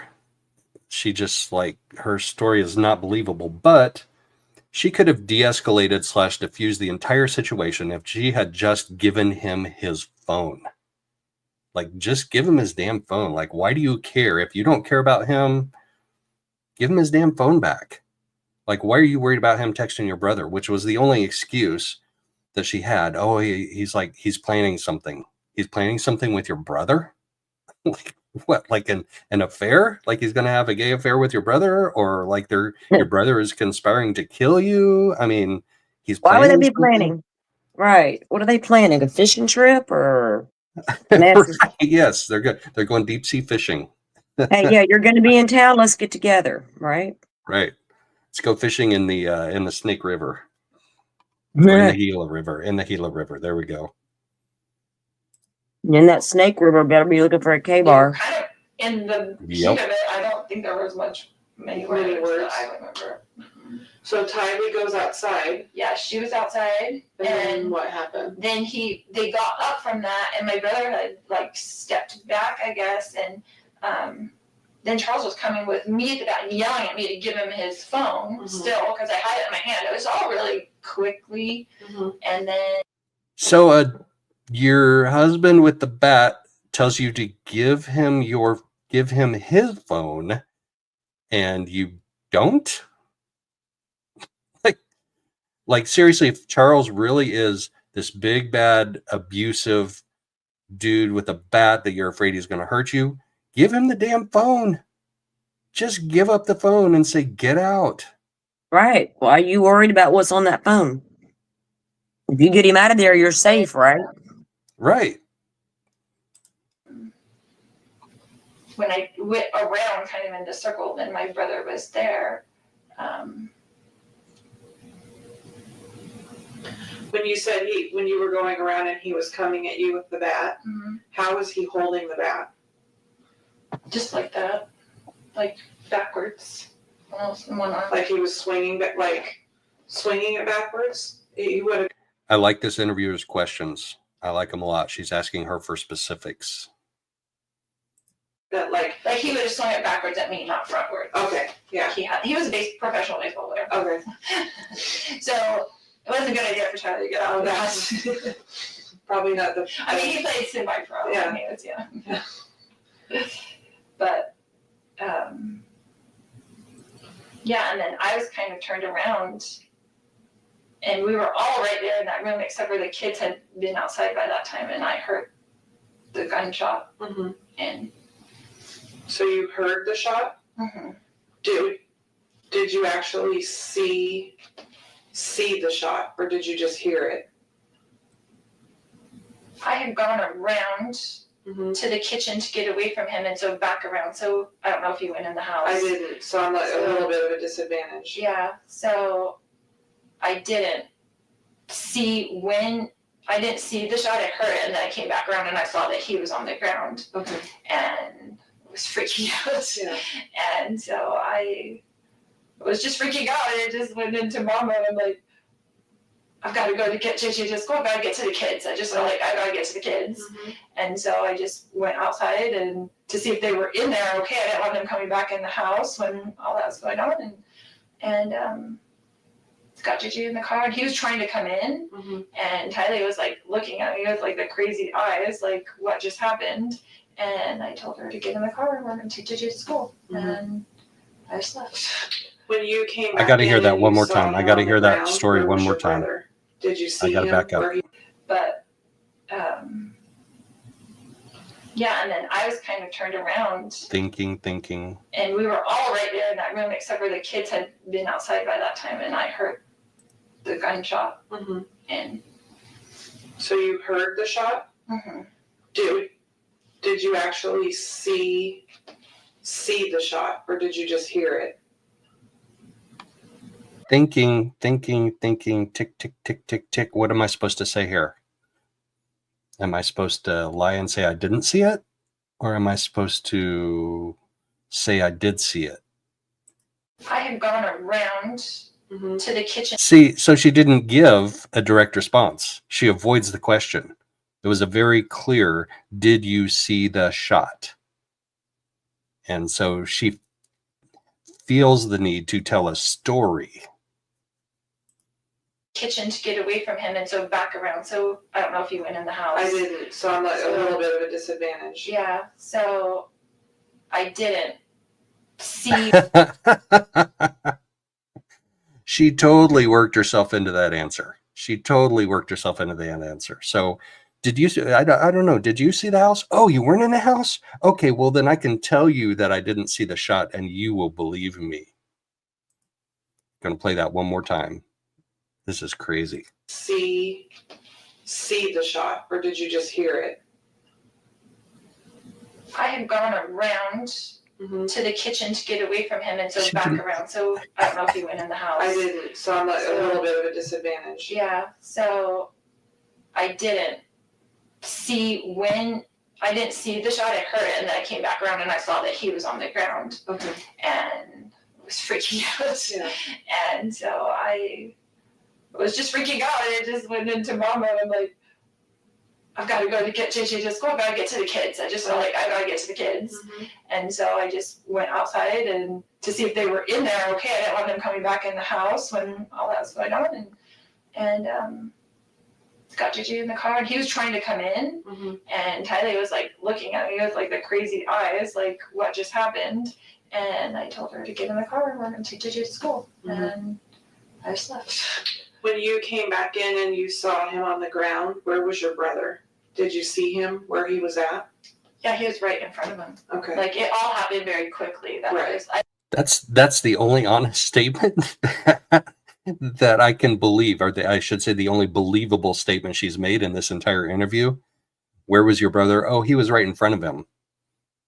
Like that was a natural response. She looked down to her left and she pointed with her left hand. He was right in front of him. That's like the only believable statement to me that she's made in this entire interview. That's the truth. That part's true. Exactly. I mean, I feel like I was there because I was right there, and like a second later. Like, I feel like I was there because I was like there 1 second later. That's not believable. I didn't see it, but I was there 1 second later. Did she teleport out of that room and then right back in? Probably. This trial is going to be something else, because I guarantee you the state is going to play this entire interview in its entirety. And Her if you're on the Idaho trial was crazy. That's all this woman knows. Yes, exactly. If you're on the jury and you haven't seen this interview before, this is going to be like mind blowing. And if you have seen it before, then you shouldn't be on the jury, probably. Oh yeah, they're gonna ask about all that. But yeah, this is gonna blow jurors' minds. I just went around the kitchen to get away from him. Did your brother say anything to you at all? Do you remember? No, we were both just in shock. Okay. Like it was just I didn't say anything. I went out with the kids just to check on them first, and I was gonna come back in maybe, but I didn't. I was like, I just have to get him to school and call the police, come back, whatever. Did anybody say any? Did you? Wait, I have to take him to school and call the police in that order? In that order? Yeah, because your husband has just been shot by your brother, and you're not going to call the police like immediately? No, because in her mind, she had to get JJ out of there to protect him from everything, because he wasn't in there when it happened. He didn't see it, didn't even know it. He did. I'm just telling you, that's what her warped ass mind is trying to make us believe that's what happened. Right, but getting the kids out of there, I get that. But Yeah, flee the scene, But while you're pulling out of your driveway, you have 911 on the phone. Like you're Well, dialing no shit. 911 as you're pulling out of the driveway. Again, JJ had no idea what occurred in the home, and she didn't want to do that in front of JJ. She's stupid. She didn't want to upset JJ. I mean, he might have a fit. This And difficult special that's needs me being a child. bitch Yeah, toward Lori, not toward that child. Trust me. right. Yeah. That's just me being an asshole toward her. This bitch is. I'm sorry for cussing. Oh Lordy, it's too early. Is it? Well, it's almost noon. I'm good.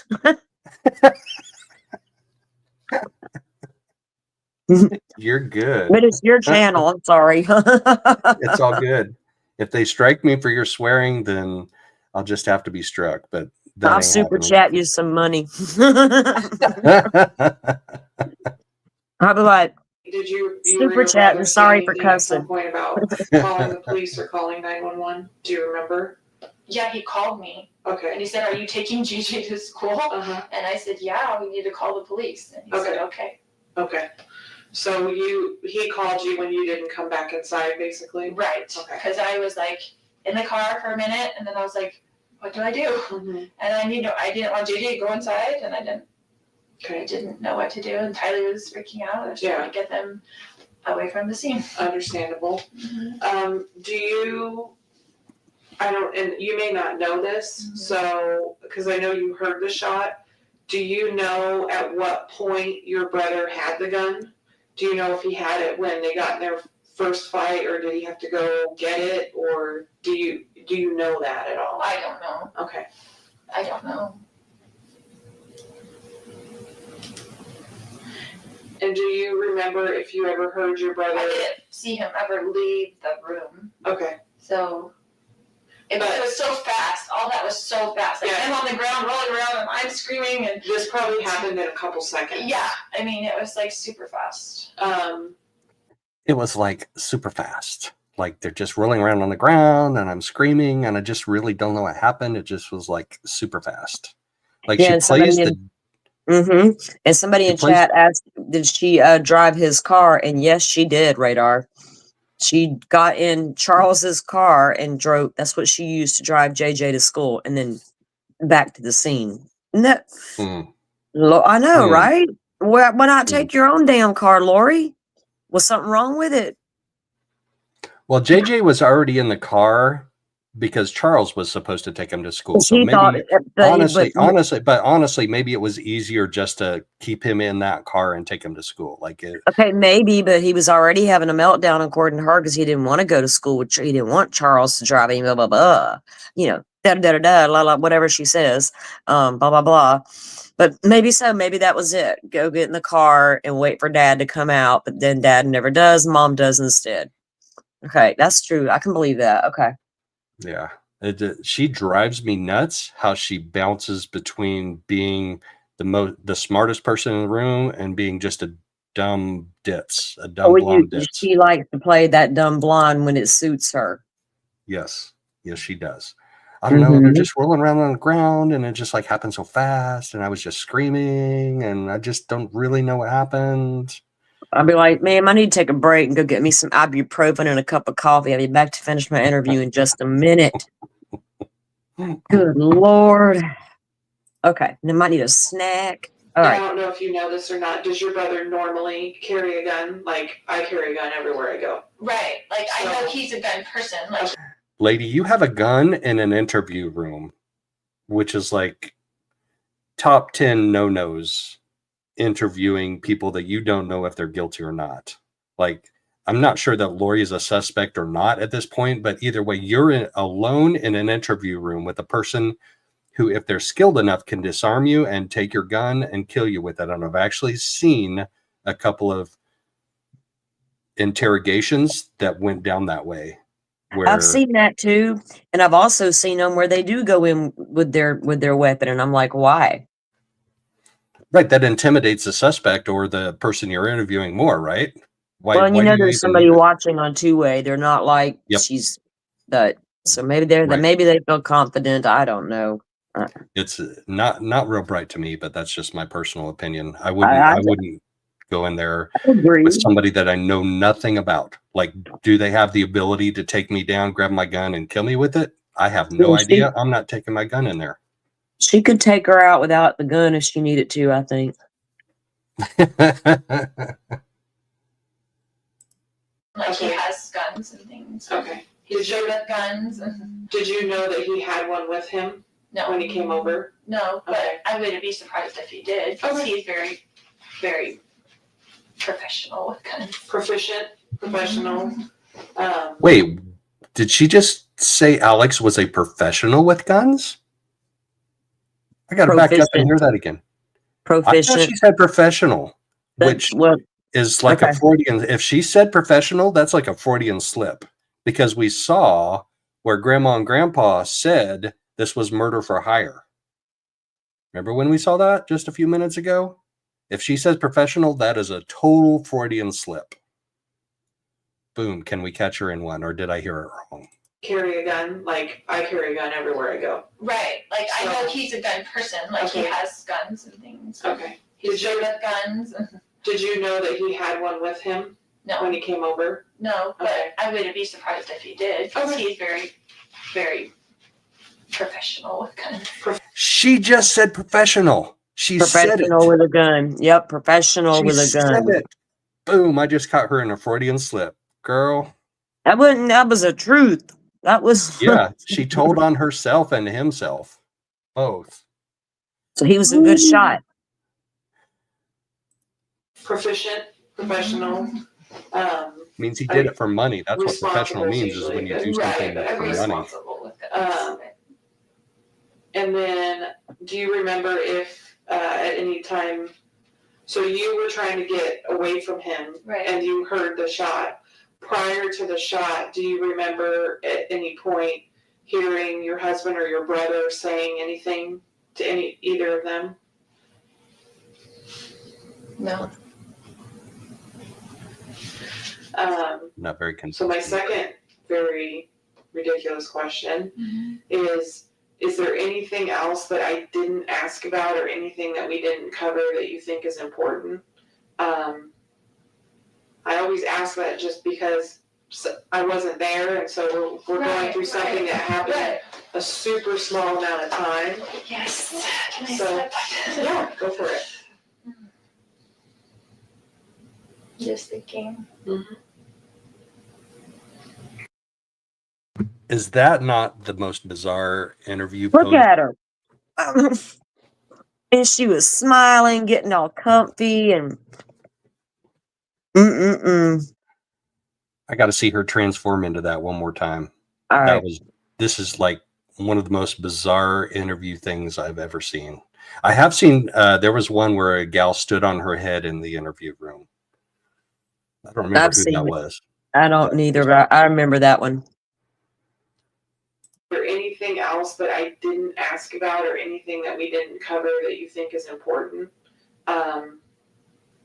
I always ask that just because I wasn't there, and so we're going through something that happened a super small amount of time. Yes. Is there something I haven't covered that you would like to address? Let me get in my yoga pose and try and look all sexy and see if I can have a vision about something that I should have said to you that I haven't yet. This is so bizarre. So, yeah, go for it. Just thinking. Is she having visions right now? Is she having visions? Yes. She's getting ready to open her circle of safety. Your comments, guys, I'm watching comments, and y'all got some great comments. Let me tell you. I think that was Jodi Arias standing on her head. He was just so angry, like super scary. Did you know how you take your phone away from like a 16-year-old and they freak out? Like they're wrong. Okay, when you're a parent and you take a 16-year-old's phone, you have the right to do that. You're the parent and you pay the phone bill probably. And either way, it's my house, my rules. I mean, I'm taking the obviously the extreme angle on this, but your husband who has filed for divorce, who is paying for your house, is not a 16-year-old. He's a grown-ass man. It's his phone. It's his property. And you comparing it to taking the phone away from a 16-year-old is just bonkers, lady. Bonkers. World disintegrates. Like, I've taken my phone away from a 16-year-old boy before, and he's like wanted to kill himself because like they kidnapped him. That's how it was. It was like, is something on his phone that he does not want me to see, that he was like freaking out, like to the point where I thought he would hit me in the back of the head to get the phone. Okay. So you thought, and not, I don't want to put words in your mouth, but you thought it was possible that he was going to hurt you. Absolutely, he was going to hurt me and Tylee. Okay. Not JJ. He would never hurt JJ. Okay. And he hurt my brother. Like, he was going like ballistic about. It was bad. Okay. I'm gonna go talk to her real quick. Okay. And then if obviously, we'll be here for a little bit, hopefully not too much longer. But if you think of anything or there's anything that kind of pops in your head or something else that we didn't cover, obviously. So I'm gonna go talk to her for just a little bit, and then I'll kind of come back and check with you. And then we'll kind of go from there. So I know my partner's talking to your brother over in one of the other interview rooms. So we're going to just try to get, as much done as we can and go from there. Okay. And then is there anybody that I like your daughter a lot? All right, we're going to pass forward like several minutes. She's been sitting here for like 20 minutes like this.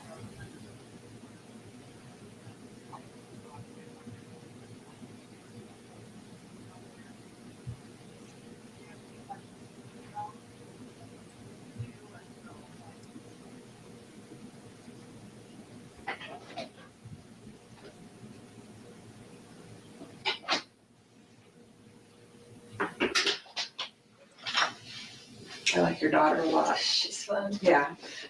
So one of the victim services, Denise, is here. So I kind of told her just a little bit of what happened.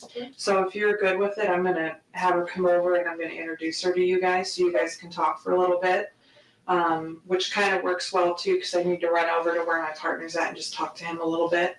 That way you guys will have a little bit, hopefully, extra support if you need it. So I'm going to go grab Denise real fast and then introduce you guys. Okay?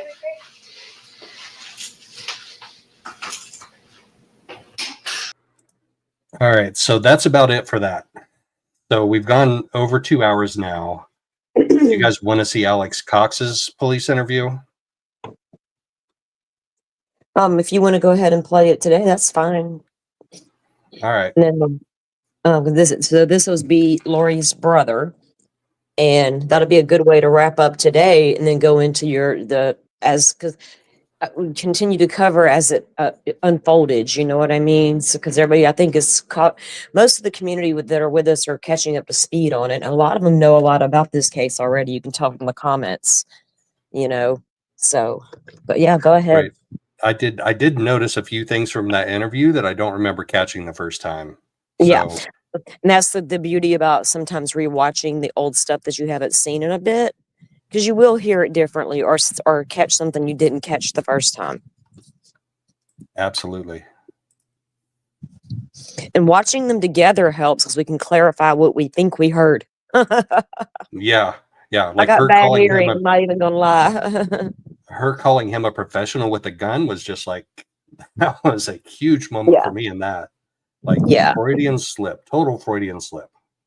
So I think we're going to see Alex from the back. Like, I think he comes and sits down with his back to the camera a bit.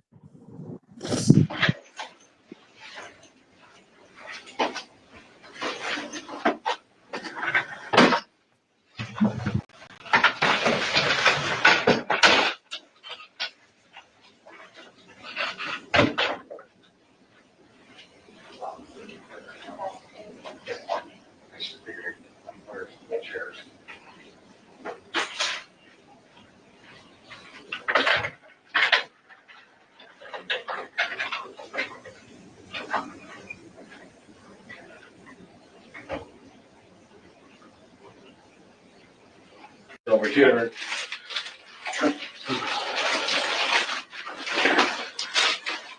Let me see your head real quick. Yeah. I guess get some photos of that.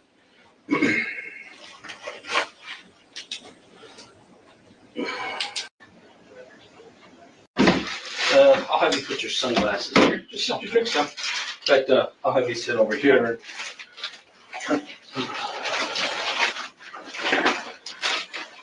Let me see your head real quick.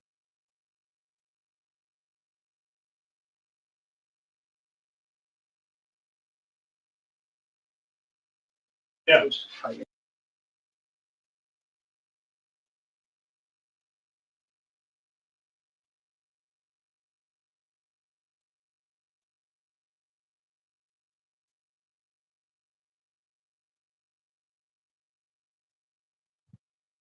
You there? Yes, sorry. I was muted the whole time. I had like You were, something I interesting to did that say. yesterday. I was like muted the whole time toward the end, and I was like, "Holy shit!" But you could see Yeah, that little bit of blood there, huh? yeah. That's the injury to the back of his head that supposedly was worthy of shooting and killing Charles Vallow. And that was So, allegedly inflicted by Charles. right. Huh. Was Charles left-handed? Because that looks like it comes around from the left side. I know, right? Okay. I don't know. That's I can find out. That could, like, you can't wrap a bat around somebody's head and inflict I'm that gonna ask. damage. Although, unless it depends on were they facing each other or were they face to Well, face I when mean, he's swinging the bat. exactly. Probably face to face. If they're face to face, then that came around the left side. Left side, exactly. Left-handed, like me. Bam. Yeah. I'm gonna ask. I'll find out. I'll try. All right. All right. Okay. Get some photos of that.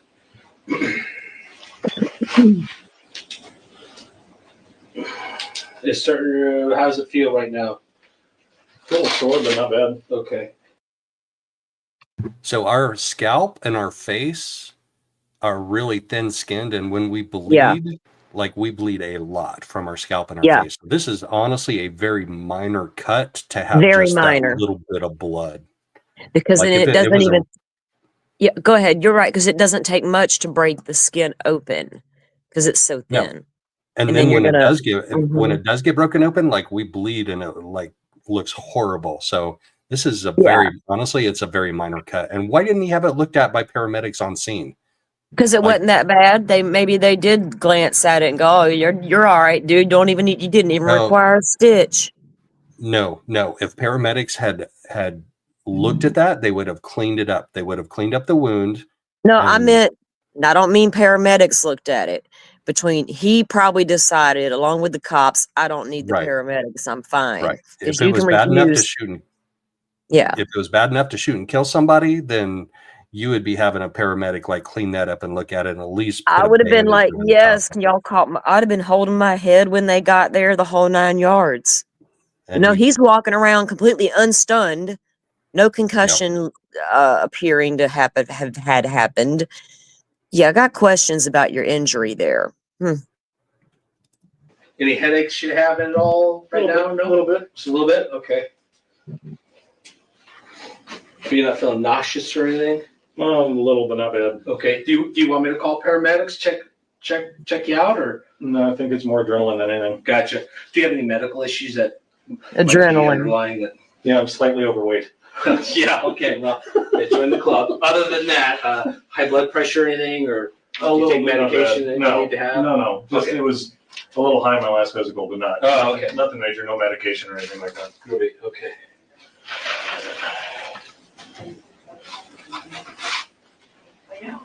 Hey, Rob, if you don't mind hanging tight, do you need another water or are you good? I got one? I got an extra. Perfect. Thank you very much. I'll be right back. Rob. Yep. All right.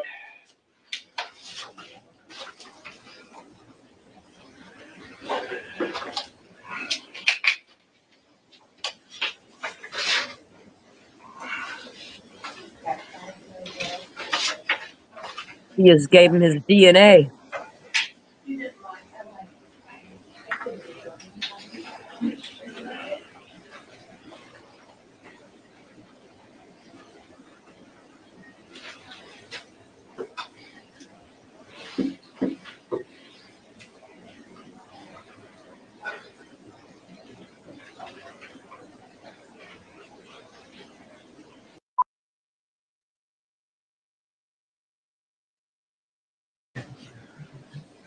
8585140. Are you working right now? I'm off this week. Okay, well, where do you work at? What do you do for them? On tractor truck. Mostly hauling haz waste. Okay. What's the cell phone number for you?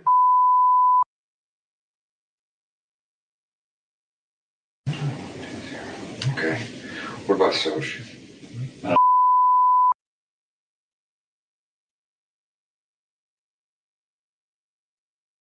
Okay, I have very little understanding or knowledge of what happened. Patrol kind of, the officer that talked to you out there, it kind of turns into the phone game. So, you know what I mean? When they go, yeah, this is what he says, but they're kind of rambling through it real fast. And same with your sister. Your sister's name is Lori or Lauren? Lori. Lori. Lori? Okay. So, the big thing I want to do is just make sure that we have all the details accurate and factual. So, because kind of some of the information we got from patrol didn't really match up what Lori told us compared to. So, walk me through what happened today. Well, I stayed the night at my sister's. Okay. We were planning to go do something fun day. We hadn't really decided. I was thinking maybe I was going to take her to the range. Whoa, they open up with that first 30 seconds and we've already got a gold mine. Holy Isn't that cow. crazy? What the hell, you gun shooting family? But before that even. Okay. What's the cell phone number for you? I had walked away, so I couldn't pause it immediately. I had to come back. But... Okay. What about Soch?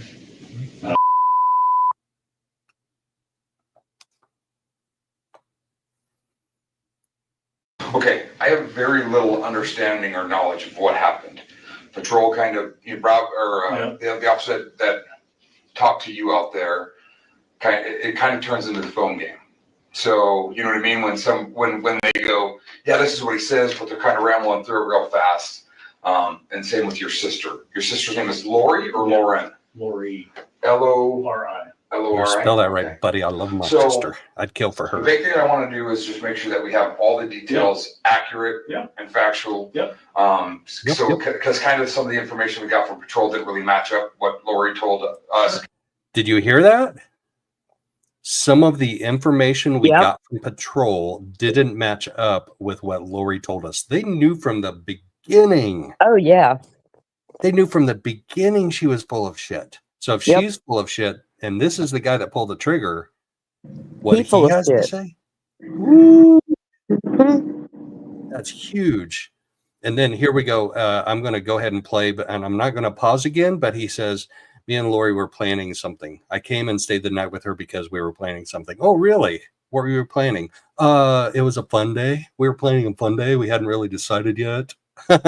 No, I think maybe you were planning a little unfun for Charles. He said they might go to the gun range. Or they might just fire their gun inside the house.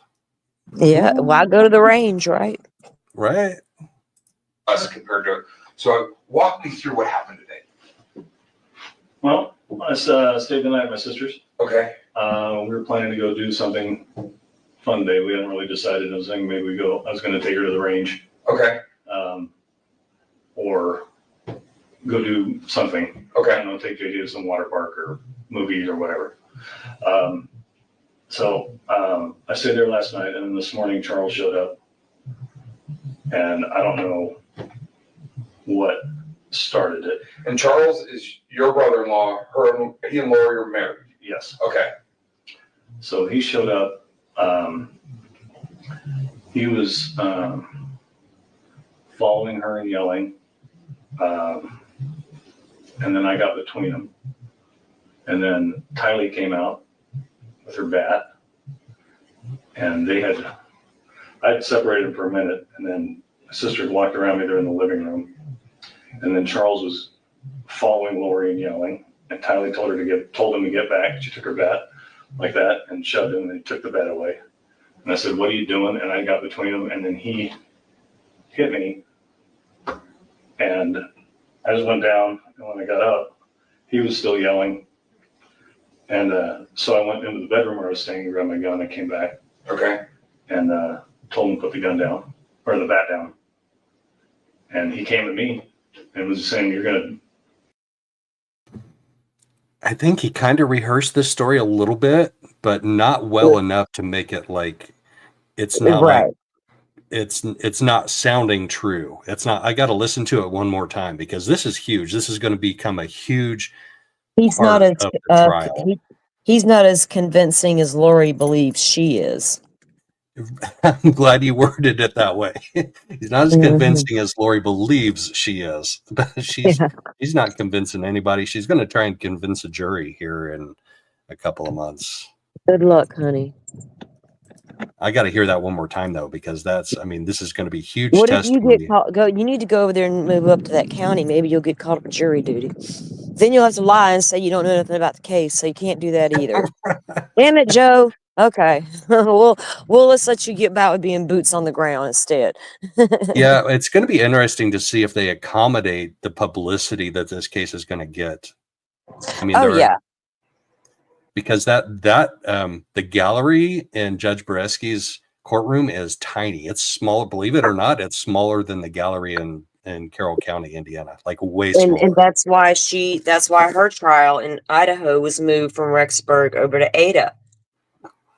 And part of it was change of venue, normal standard stuff, but to handle the high profile case like that, Well, they do have courtrooms at Maricopa Superior with bigger galleries, but Judge I was about to say they Beresky have is to. tiny. Yeah. Really, because Maricopa's got such a large inmate population. I know that. And as a large county, you would think they would have larger courtrooms, but maybe not.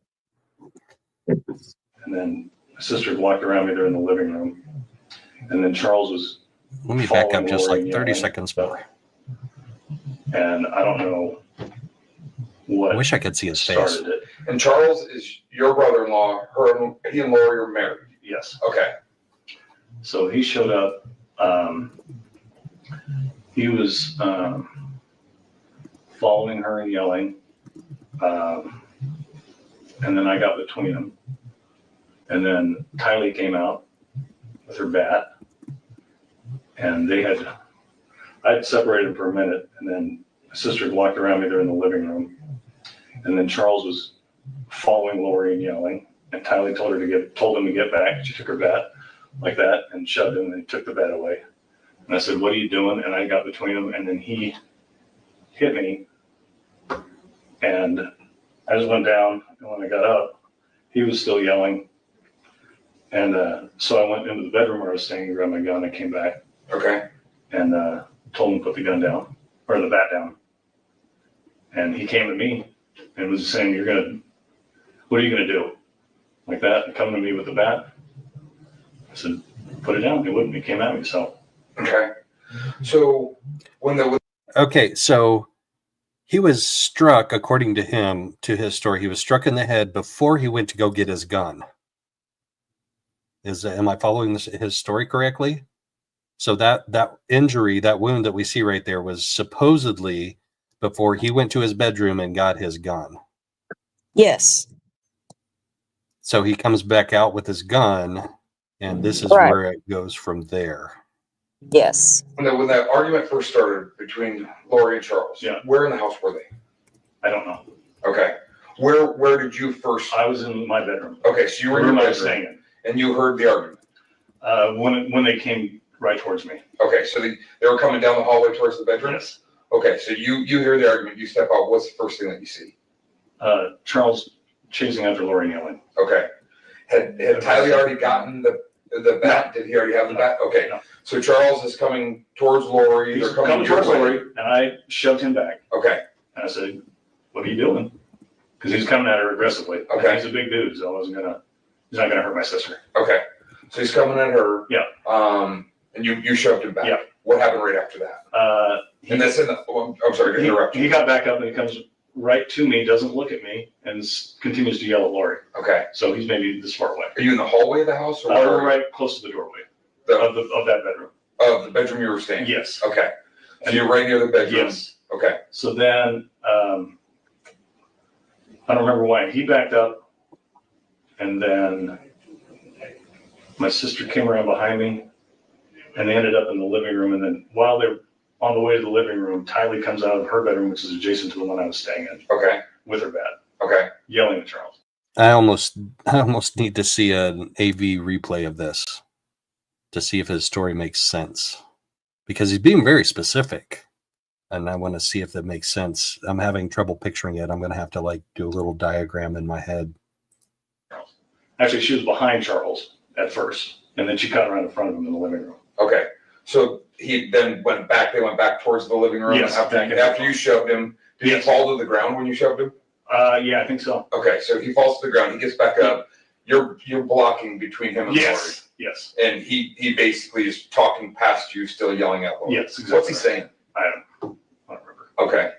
So as you're standing there between them, what happened right after that? Is that when Tylee came out with her bat? No, he backed up. Okay. He yelled something, and then he backed up, and then Lori went by me and around me in the hallway. Mm-hmm. So he backed up. I cleared the doorway. So then she came around, and then Charles was behind her, pursuing her again aggressively. Okay. Tylee came out, yelled at him with the bat. Okay. And are you guys? Tylee yelled at him with the bat.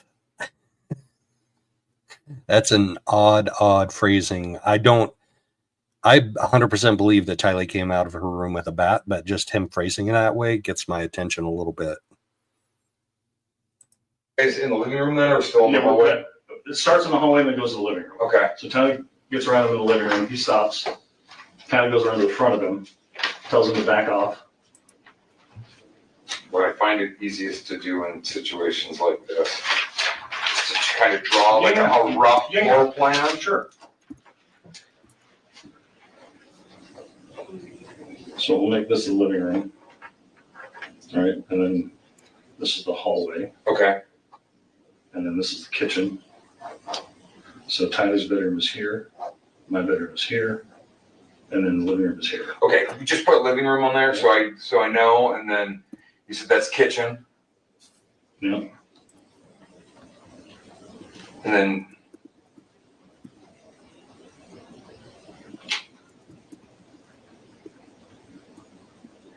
so the doorway is here. Okay. Is this area of the house where all of this incident was focused Yes. at? Okay. Yep. And then there's another bedroom here. This is JJ's bedroom. Okay. So do you first get involved when they're down by your room? They come all the way into she comes in the room and he comes right here and I stopped it right here. Okay, so she came into your room. Okay. So she comes into your room, he's coming at her aggressively, and that's when you pushed him. Yep. So you push him down. Yep. And then he gets back up. Yep. And then he yells, and then he backs up. Okay. And then Lori goes around and goes around him, and they're still going at it. Okay. Right? And then Tylee comes out when she hears what's going on. She has her bat. Okay. Is it a metal bat? Yeah, it's plastic a bat? aluminum bat. Okay. So she comes at him, because she's tiny, so that's like her thing. You know, she doesn't have anything, but she wants to help defend her mom. Okay. So she comes at him, and then when they've already moved back towards the living room. So they're going this way. Okay. So Lori's here, Tylee's here, Charles is here, I'm here, Tylee goes at him with the bat. I wonder if we're going to get access to this floor plan that he's drafted up here. But I'm going to try and find an actual floor plan of that house where he was killed, and then compare it to body cam footage, compare it to his story here. I mean, this is a whole nother deep dive. Yeah, what he's drawing right now is probably entered into evidence. Yeah. Yeah, Rachel, I follow her as well and watch her. She does a lot of good stuff on the Mormon religion. And yeah. I'm gonna drop her link in chat here. Kresha. Yeah, she's got some good stuff. She's got some good stuff. She doesn't have a huge following, but it's a very intelligent chat like this here. Like I really appreciate the chat that we have and the people that are in chat and the way that they're respectful and intelligent and posing questions the same as I would pose. Because like I looked at that live feed of just the barge that was out there with the crane and the excavator recovering stuff from the Potomac over the plane crash, and the chat was just insane. Like there were people with conspiracy theories and Oh, I know. wackadoodles that are just, I don't. it's disgusting. We have 67 That people that lost their lives, and we got to use it for some type of political conspiracy. it happens in true crime. Yes. You know, Yes, it with does. these cases, you know, some yes, maybe conspiratorial, but that does not mean every single case we look at will be. But there are people who want to make them appear, all of them, to be Yes. that way. So Pokemon and her is, tinfoil panties. right. Exactly. Go, mom. I love her. Then he takes the bat away from her, and I step towards him, and he turned around and cracked me. Is that for the injury that's caused on your head? Okay. Well, there was He some turned shoving around and I got spun and around. cracked me. Hold on. I got to hear that one more time. He turned around and cracked me. If he's not left-handed, this part of the story is unbelievable at all. You need to find that for me, Salty. You need to find out if Charles Vallow was left-handed or not. We're going to hear that one more time, though. Is it a metal bat? Yeah, it's Plastic a bat? aluminum bat. Okay. So she comes at him because she's tiny, so that's like her thing. You know, she doesn't have anything, but she wants to help defend her mom. Okay. So she comes at him, and then when they've already moved back towards the living room. So they're going this way. Okay. So Lori's here, Tylee's here, Charles is here. I am here. Tylee goes at him with the bat. Then he takes the bat away from her, and I step towards him, and he turned around and cracked me. Is that for the injury that's caused on your head? Okay. Well, there was some shoving. He turned around and cracked me. Okay. And then He turned around and Either cracked way. me. So Alex's back was not to Charles. He said Charles turned around and cracked him. Charles's back was to him. So, But then if he Charles turned around and turned cracked him. To hit And so- that, he would have had to have been left-handed. exactly. I'm about to send somebody a message. Well, so I'm left-handed, but I bat right-handed and I golf right-handed. So even if he's left-handed, he might not bat left-handed. Who knows? I bat left-handed, but I do a lot of things right-handed. So it really does depend. But I'm gonna ask some questions. All right. Might not get a response, but I'll try. All righty. Okay. hot. So I actually am texting with Kresha, which is Charles's niece, and getting ready to drop her link in the channel here. She may know if he was left-handed, and like, did he play in softball games? Did he bat right-handed? Did he bat left-handed? I'm sure But- she would. Yeah. Let me get to my computer. But as far as a scalp injury goes, there is almost no blood trickling down out of that, like comparable to most scalp wounds. Like if you watch fighting, if you watch MMA, if you watch boxing, when you get a scalp wound, like those things bleed if you don't cauterize them, if you don't put some type of blood clotting agent on those. I go back here, grab my gun, and come back out. He's Whoa, really, Rachel? Charles played minor league baseball? Holy cow. So, Rachel, do He you would know have if hit he a lot batted harder. Do you know if he batted left-handed or right-handed in minor league baseball? Maybe you can answer it for us. Maybe I don't need to bug Kresha. he's still yelling and threatening me. Okay. And then, so I was standing here, and he was there. Okay. So you're saying right there, he's right here. He's there. And you said, what happened? What happened when you came out with the gun? I said, put that bat down. He's like, what are you going to do? So you're going to threaten me? I said, no, I'm just going to defend myself. So you put that bat down. He goes, what are you going to do like that? And he came at me. Okay. And he'd already hit me in the head. Okay. So he came at you. He had already come at me, and he came at me again. This kind of goes back to the legal argument of the castle doctrine, the standard ground, whatever it is. Each individual state has their own law, precedent, case law. So that's kind of the argument he's making. But now he's deceased, so we don't know we'll never hear his testimony about whether or not he conspired with Lori to do this. At you at the bat. What was he doing with the bat when he came at you? It was in his right hand like this. Okay, so he's holding it low and he's coming at you. Okay. He's holding it low and he's coming at you. How many times would you say you told him to like put the bat down? Once. Once. Okay. And then he started advancing towards you. Yes. How many shots did you fire? I don't know. A couple. Okay. Were Tylee and your sister?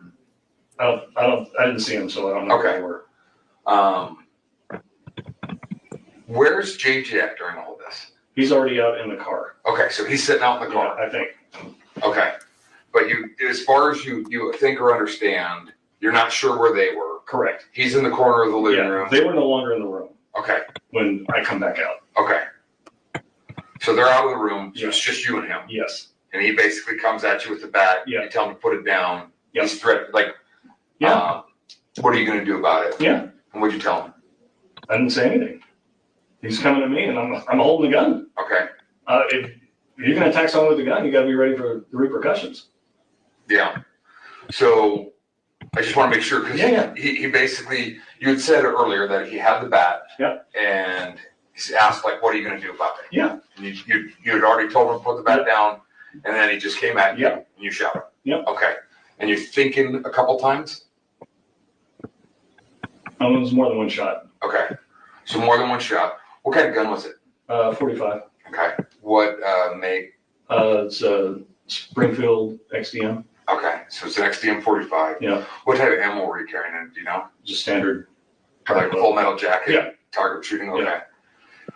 Yeah. So you fire a couple times. Yeah. You don't know where they're at. They're gone. They're gone. What happened right after that? Right after that, I went to the kitchen and. If you have to think of your answer to a simple question like what happened right after you shot the dude, you're trying to come up with your story. Like, I mean, you shouldn't have to think about what happened after that. You should be like, oh shit, I just shot somebody. I went and got my phone and I called 911. That should be your response. But to be like, I went to the kitchen and Lori told me she was going to take JJ to school. And after she was on the road, then we talked and she said, oh, you should call the police. So then I called. Nope, not believable at all, any way, shape, or form. Rinse my hands off because I got blood on the back of my head. And then I went back into the room and put the gun down and grabbed my phone. And then I went back into the kitchen and called 911. Okay. I thought, wait. He said he grabbed his phone and he called 911. I thought that he and Lori talked first when she was on her way taking JJ to school. Didn't she say that in her interview? I don't know. But Lori was there when everything went down. So they already talked. But then she left. And I thought she said, and we're not going to go back and check it now, but I thought she said in her interview that while she was on the way taking JJ to school, that she talked with Alex and she told him to call 911. She probably did. I don't remember either. I thought that's what she said, but I could be wrong. But either way, they're like trying to figure out how to manage the situation and make it look as quote unquote accidental / self-defense-y as possible. Did you see your sister and Tylee again? Did they come back in or not? Not until they drove up. Okay. Then they drove up here? Yeah. Okay. When they drove up outside. Gotcha.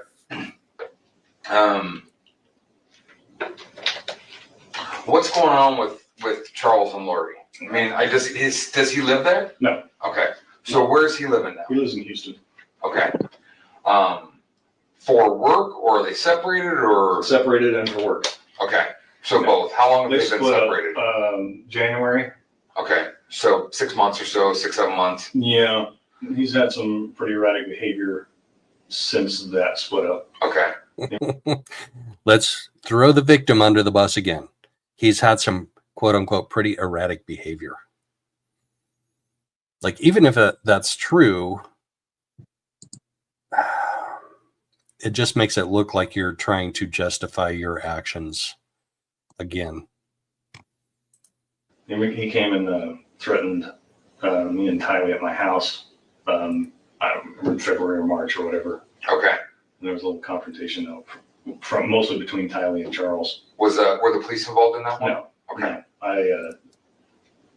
I was just supervising to make sure that he didn't hurt her. Okay. So,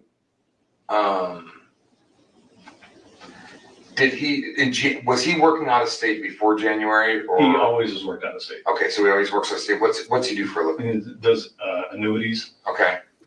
So, what was he in town for today? Does he come into town often, or occasionally to see JJ? Okay. Is he JJ and Tylee's dad? He's JJ's dad. Well, actually, Lori and he's Charles's nephew. He's his niece's kid. JJ is. Yeah. Okay. And she was a meth addict, and then they adopted JJ. Okay. So they adopted JJ, but Tylee is not. Not his. Okay. So we would be a stepdad, I guess. Okay, so stepdad. When's the last time he's been in town, or when's the last time you've seen him? Last time I saw him was at my house in February or March. Okay. Was he here last night? Did you guys have any interactions with last night? No. Is there any history of domestic violence between Lori and Charles? Not physically that I know of. Okay. So. Wait. Alex is her very, very, very close brother. And he's been very close with her for years and years and years. And he has a domestic assault charge from like assaulting one of her previous husbands, who I believe that's the one that passed away. That was Tylee's dad, bio dad. Yeah. Yeah. So he has he's always assaulting people, defending her, and he just said in response to the question, has there been domestic violence? He said, not that I know of. And he would know. If anybody would know, he would know. So exactly. And he's always done, people feel he's always been manipulated by Lori his entire life. And the older brother, Adam, will also tell you that. For whatever reason, this guy, Alex, was so easily manipulated by Lori. They were extremely close. Extremely close. We'll go check out some of Adam's stuff next time we talk about this case. I'm interested to hear that. How old is Charles? 60, maybe. I don't know. Okay. How old's your sister? 44 or 5. Okay. Is it sad that I don't know? I have to do the math. Don't worry about it. It's hard enough remembering my own age. Right. Each birthday, you're like, that didn't happen. After 45, who cares? Is there anything else that you could think of that I didn't ask about that I need to know right now? I can't think of anything. Okay. Did Lori ever say, like in the last couple of days, that Charles was coming to town? Yeah, she said he was coming to pick up JJ. Okay. So you guys were expecting him to show up today? Yeah. Okay. All right, just so you know, guys, like the most we're going to go is like another 10 minutes into this. It's 2 hours long. We're 20 minutes in, and the most we're going to do is like another 10 minutes.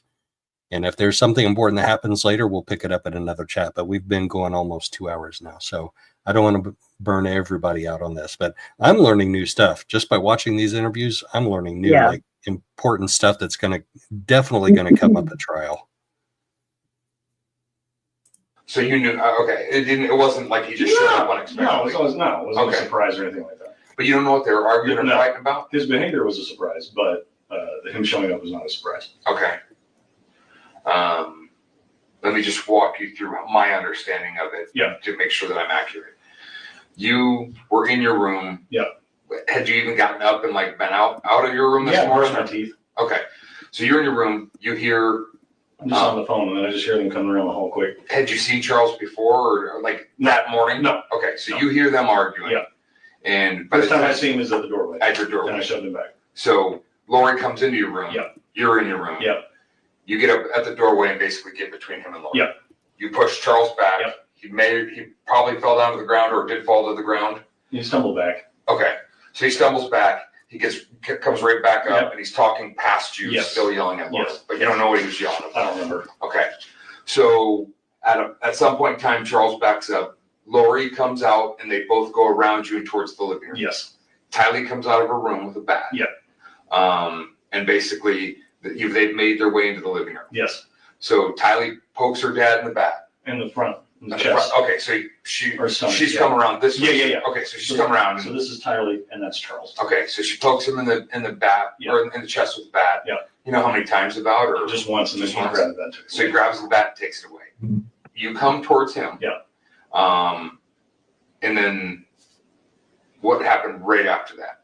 He shoved me and spun me around. Okay. And then cracked me in the back of the head. Cracked your back. He shoved me and spun me around and cracked me in the back of the head. Okay, so we have somewhat of an explanation. Why would he spin you around? Yeah, that doesn't make sense to me.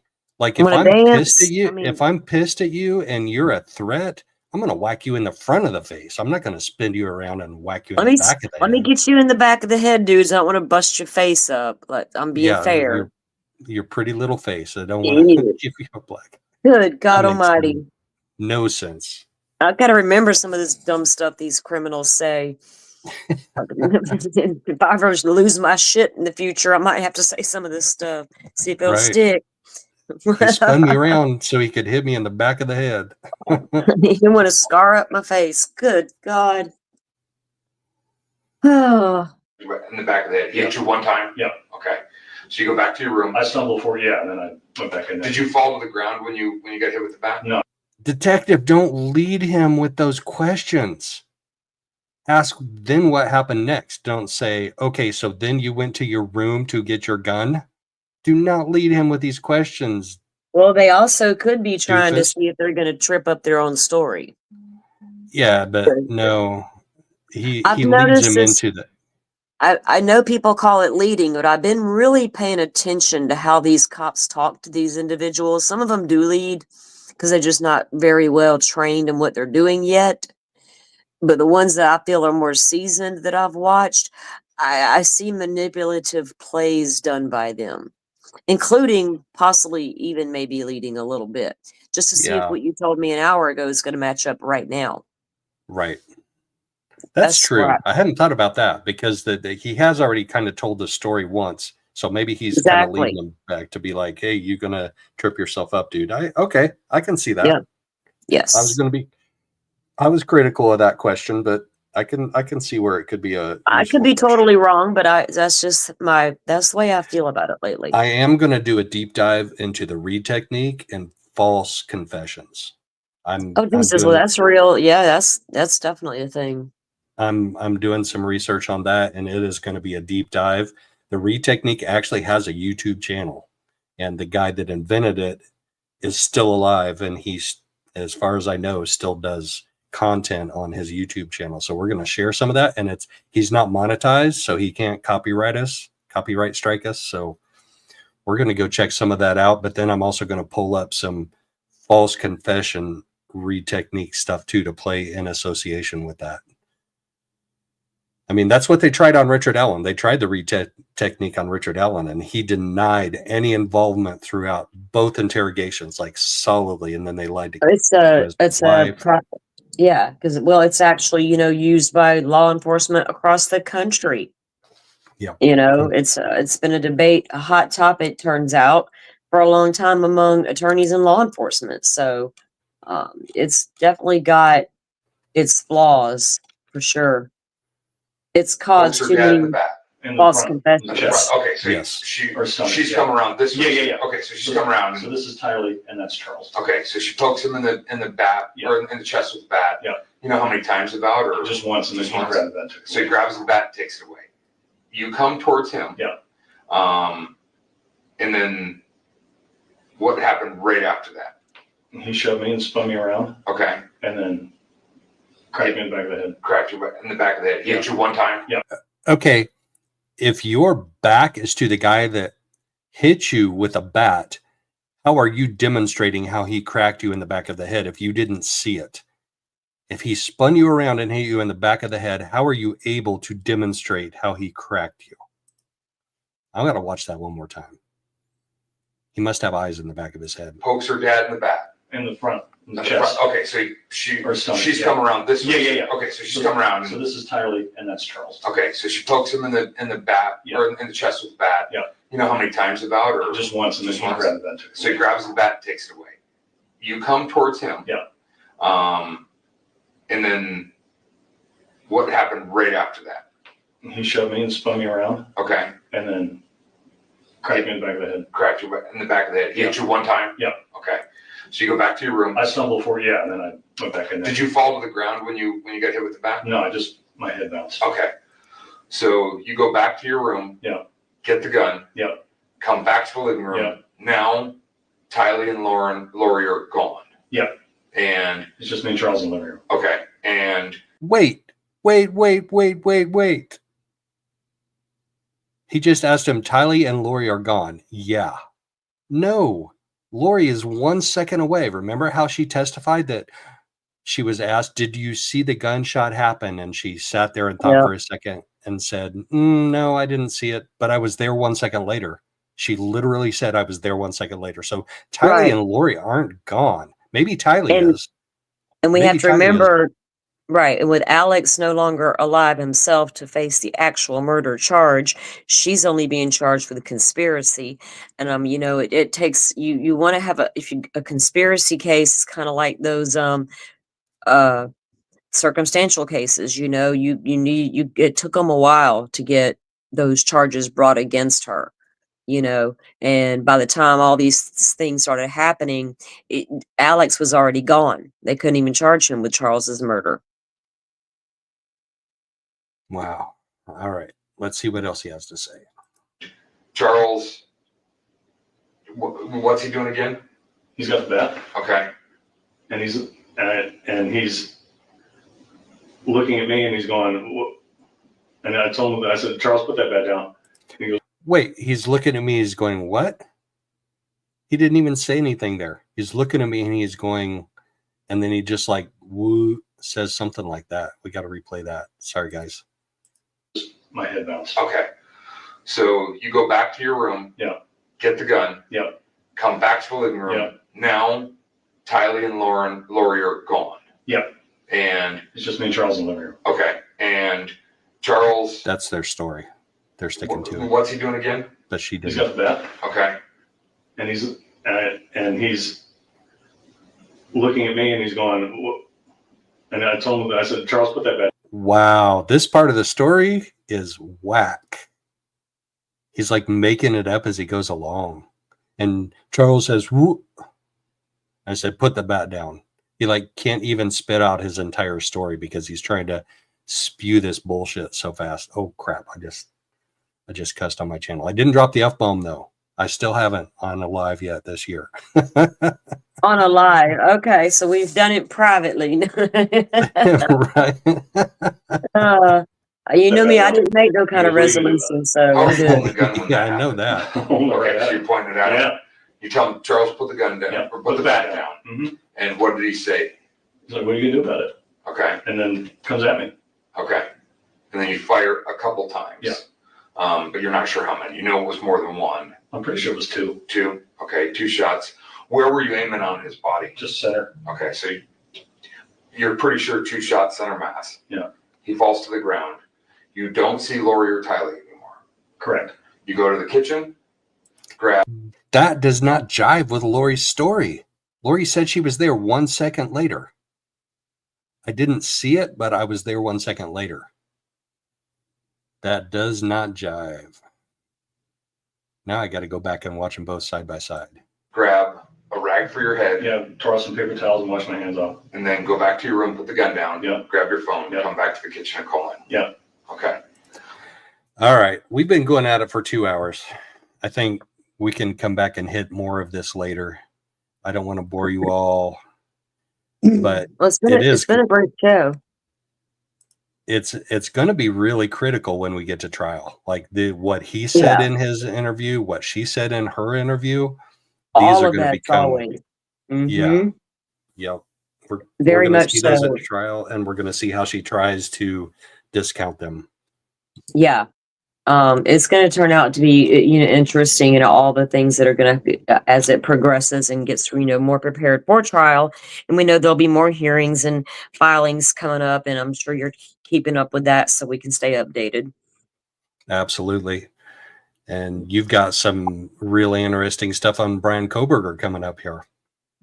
Yeah, I will be live in the morning for our crime and coffee mornings, and there's going to be some things there's one thing I'm probably going to address first and get that off the table. It's nothing to do with the Idaho 4 case, and then we're going to do some stuff on the Idaho 4, continuing our discussion we've been having. So yeah, looking forward to that as usual, and I'm pretty sure that Dolphin's going to be joining us. So all right, good deal. Thanks Working everybody on- for coming in.